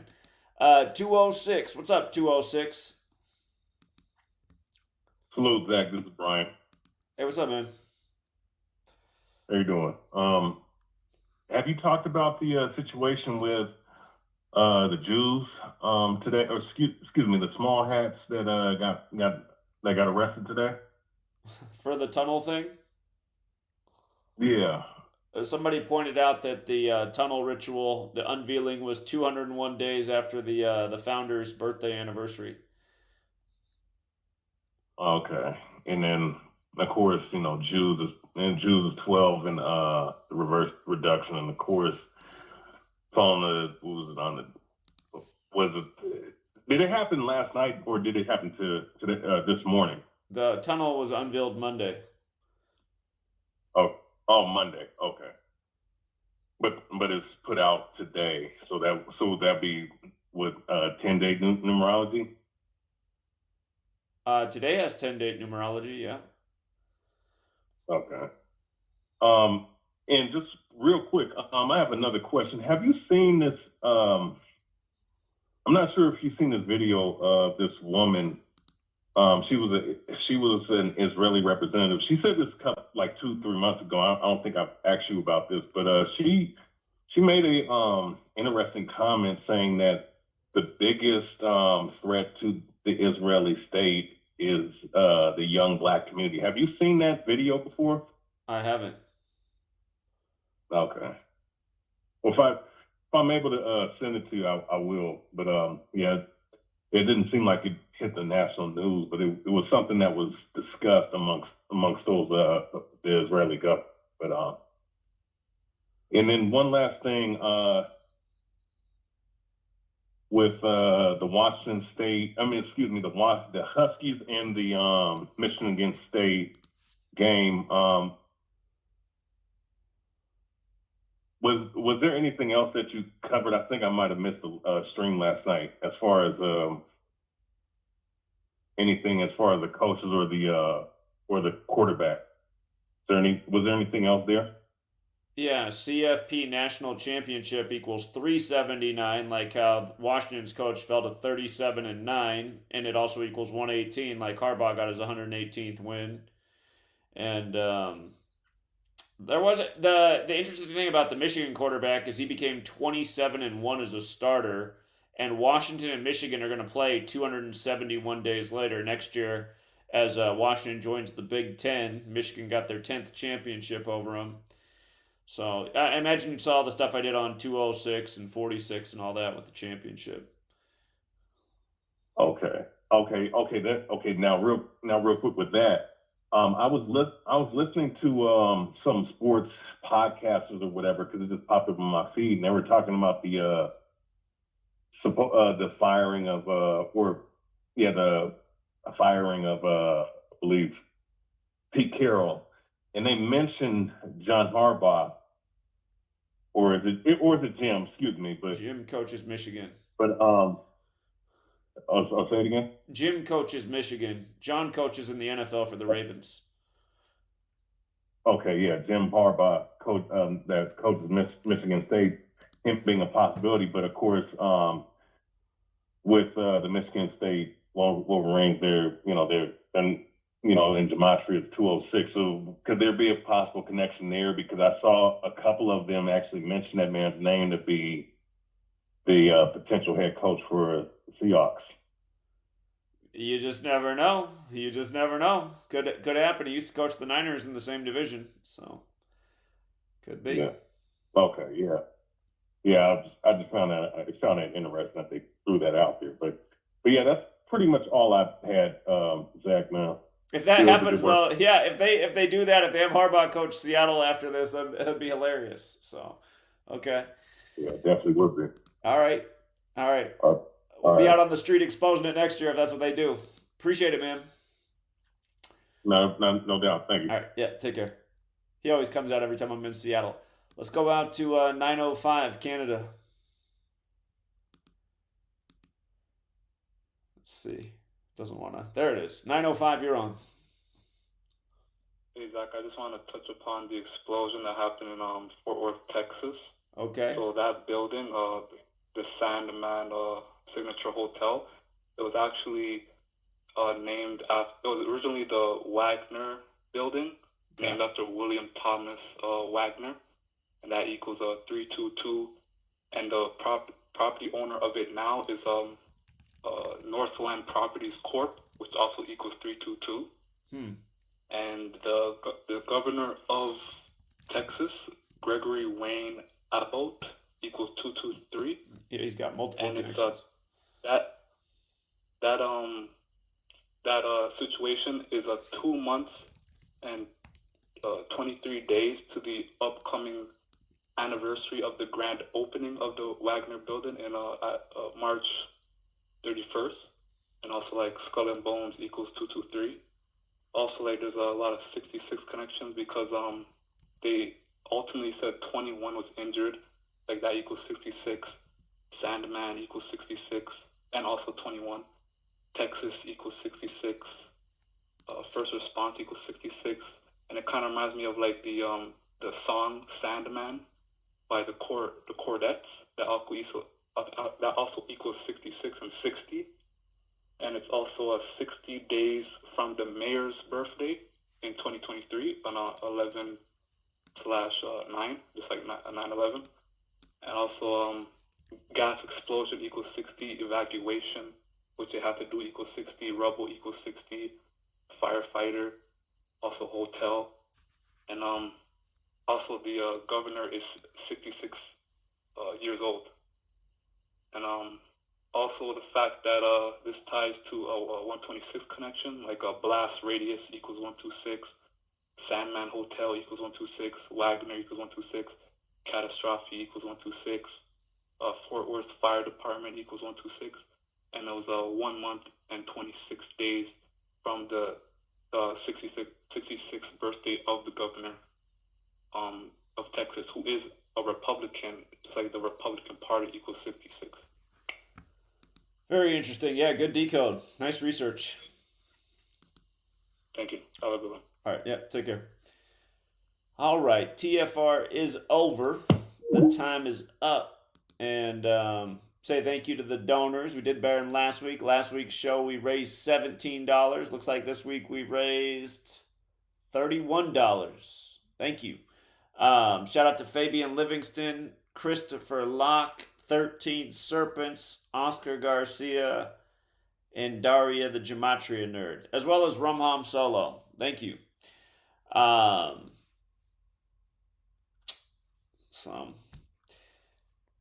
Yeah, I think, well,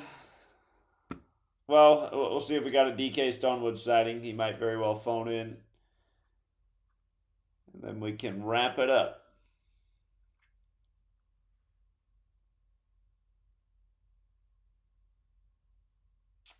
Yeah, the Bitcoin news, I have a short little post on it on my site, but I got to do more research on that. I just caught wind of that right before I went live tonight.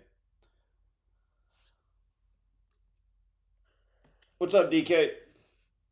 Hey, Zach. Yeah, what's going on? You know, just listening to the show as like you're doing the show. Sure. We got a couple things. To answer that one guy's question, I don't know what he wanted to get into about the solfeggio, but solfeggio is the original seven note musical scale. Now we have 8. Like it goes. Now we have do, re, mi, fa, sol, la, ti, do. So there's do in the beginning and the end, but it should be just do, re, mi, fa, sol, la, ti without the do at the end. So it should be, seven primary frequencies that match the 7 primary colors of the rainbow, that match our 7 chakras, the 7 days of the week, 7 seas, 7 continents, and so forth. So the Rockefellers didn't just change it from 432 to 440 hertz. They also added a completely extra, erroneous note into the musical scale. I mentioned this to Jeff Young in person. He kind of just like blew it off, said it didn't really matter, but I think it obviously definitely matters, or they wouldn't be doing it. So you covered the thing in Ecuador, the breaking into the station, right? Well, it was all coded with 44. You said? I mean 54. 54. What does that remind us of? Somebody called in about that tonight about cable 54 and They Live. Yeah. Did you check to see if the date they broke into the thing in Ecuador was on the date of the movie coming out, or Rowdy Piper's death, or something like that too? Well, Rowdy Piper died July 31st. Let me see. They Live released November 4th. So nothing to do with the dates on the movie, but it's literally the same script. The guys broke in with machine guns and took over the studio. I mean, come on. Yeah, I think there is a tribute there. So 2025, the caller earlier was Big Al, he pointed out 2025 is the big year and They Live, so we're a year away. Have you noticed on all the football fields now? I don't know whether it's being generated like digitally over the over the field, how they generate like the first down line and sometimes like the play clock and stuff, but it says 2024 and then the 0 is actually 2 crescent moons facing each other with 4 hash marks in there, kind of simulating like a football. Have you seen that? I haven't noticed. Yeah, it just seems weird. Like they've never done that before. Why would you need to put like 2024 on the field? You know, so and the fact that they're crescent moons, you know, like we know these people with their moon symbolism. I did a little more digging into Jokic, and like, you know, just because people have been saying, you know, there's some weird stuff about him because he comes from this really rich area. His family's got like horses and stuff. They race horses. So, you know, it doesn't make sense for like former communist areas for certain people to be this wealthy unless they were, you know, associated with the communist government, which was like really like just very few people compared to like these fake democratic countries where, you know, there's like a lot more rich people. But so that area in Serbia, basically where he's from, is it borders with Hungary, and there's like a river right there that basically creates the border, and it's called Vojvodina, which has to do with basically that word means like it has to do with water, the running water. And there they created like a fake lake with the hydroelectric plant there, and it supplies. There's like a treaty there between Hungary and Serbia, and you know Hungary's full of these Nazi Khazar fake Jews like George Soros and whoever these other guys that are like allegedly Hungarian. So just in the name, in the way the name is, it's very similar to like Austin Powers, Texas. You know, it's literally like a play on the words. And then he's from like a little village called Sombor, but the main villages in the area is a place called Subotica, which literally means the Saturday place. We already know about the Saturday Club, and the main town right there is called Novi Sad, which literally means like new plant. It's very similar to like New World Order, and this area is known to be infiltrated with these fake Jews. And in the, you know, right there where the capital is for the area that he lives in, they have the big synagogue and a big Catholic church. Those are the two main attractions. You know, it's like debating, you know, if it's the Jews or the Jesuits, you know, which one is it? Is it the Democons or the Republicans, you know? And then of course there's 19 settlements, 19 villages in the region, you know, for their little moon symbolism again, since they come from the moon, or they came here on the moon, should I say. That's all the stuff that I had for tonight's thing. But I hear your mom's already having some success with the urine therapy. That's hilarious. Yeah, so she says she didn't send any photos, but that's what she reported. Tell her that you could use it topically as well. People use it to get rid of wrinkles and scars topically, not just from the inside. But that was one of the things that I said when I talked about it, is it has stem cells in it, so it can bring forth like regeneration of certain things, including like, you know, organs or portions of organs that have died off in the body and such. So I'm curious to see how she does with this over time. And you know, I was expecting to call today and ask about it and say no, she didn't start it, but I guess she's gonna follow through. Yeah, I think she's on it. She's figured out how to flavor it and everything. So really, she flavors it. Okay. Yeah, maybe this will be her springboard. Maybe after, you know, a few weeks on urine therapy, she'll figure out RFK's a turd and some other stuff. Well, the one thing is I realize now she's actually going to start trying some other things. She's like, I think I'm going to start eating in the smaller window of time like you've been telling. I'm like, yeah, I think that's a lot better for you than drinking your urine. But hey, if that's what the motivation is, go ahead. So. Yeah. Wonder if RFK drinks his own urine too. We'll see. Yeah, you just never know. And I know obviously you got the lock on the Michigan thing. I was just saying it was totally obvious when Brady posted that his watch. So Was there a certain time that was on that watch as well? Did anyone check that? I forgot to check that. Oh, the thing he posted right before Michigan beat Alabama. Yeah, was that watch on a specific time too? That correlates. I forgot to look at that.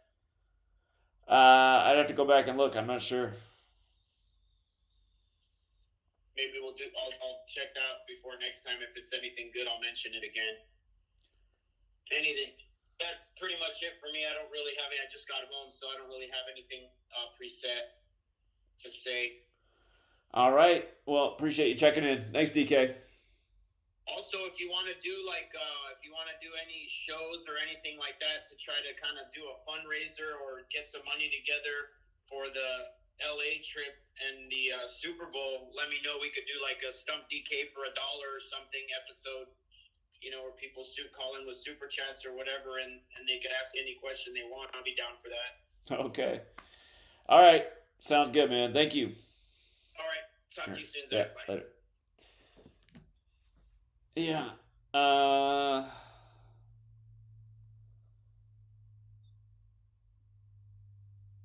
Let's see.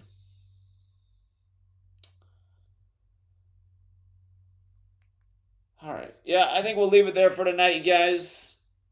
Thank you to everyone who hit the like and the share. Thank you for tuning into the program. Thank you to everyone who called in. And again, thank you to the super chatters. Until next time, everybody. Have a good night.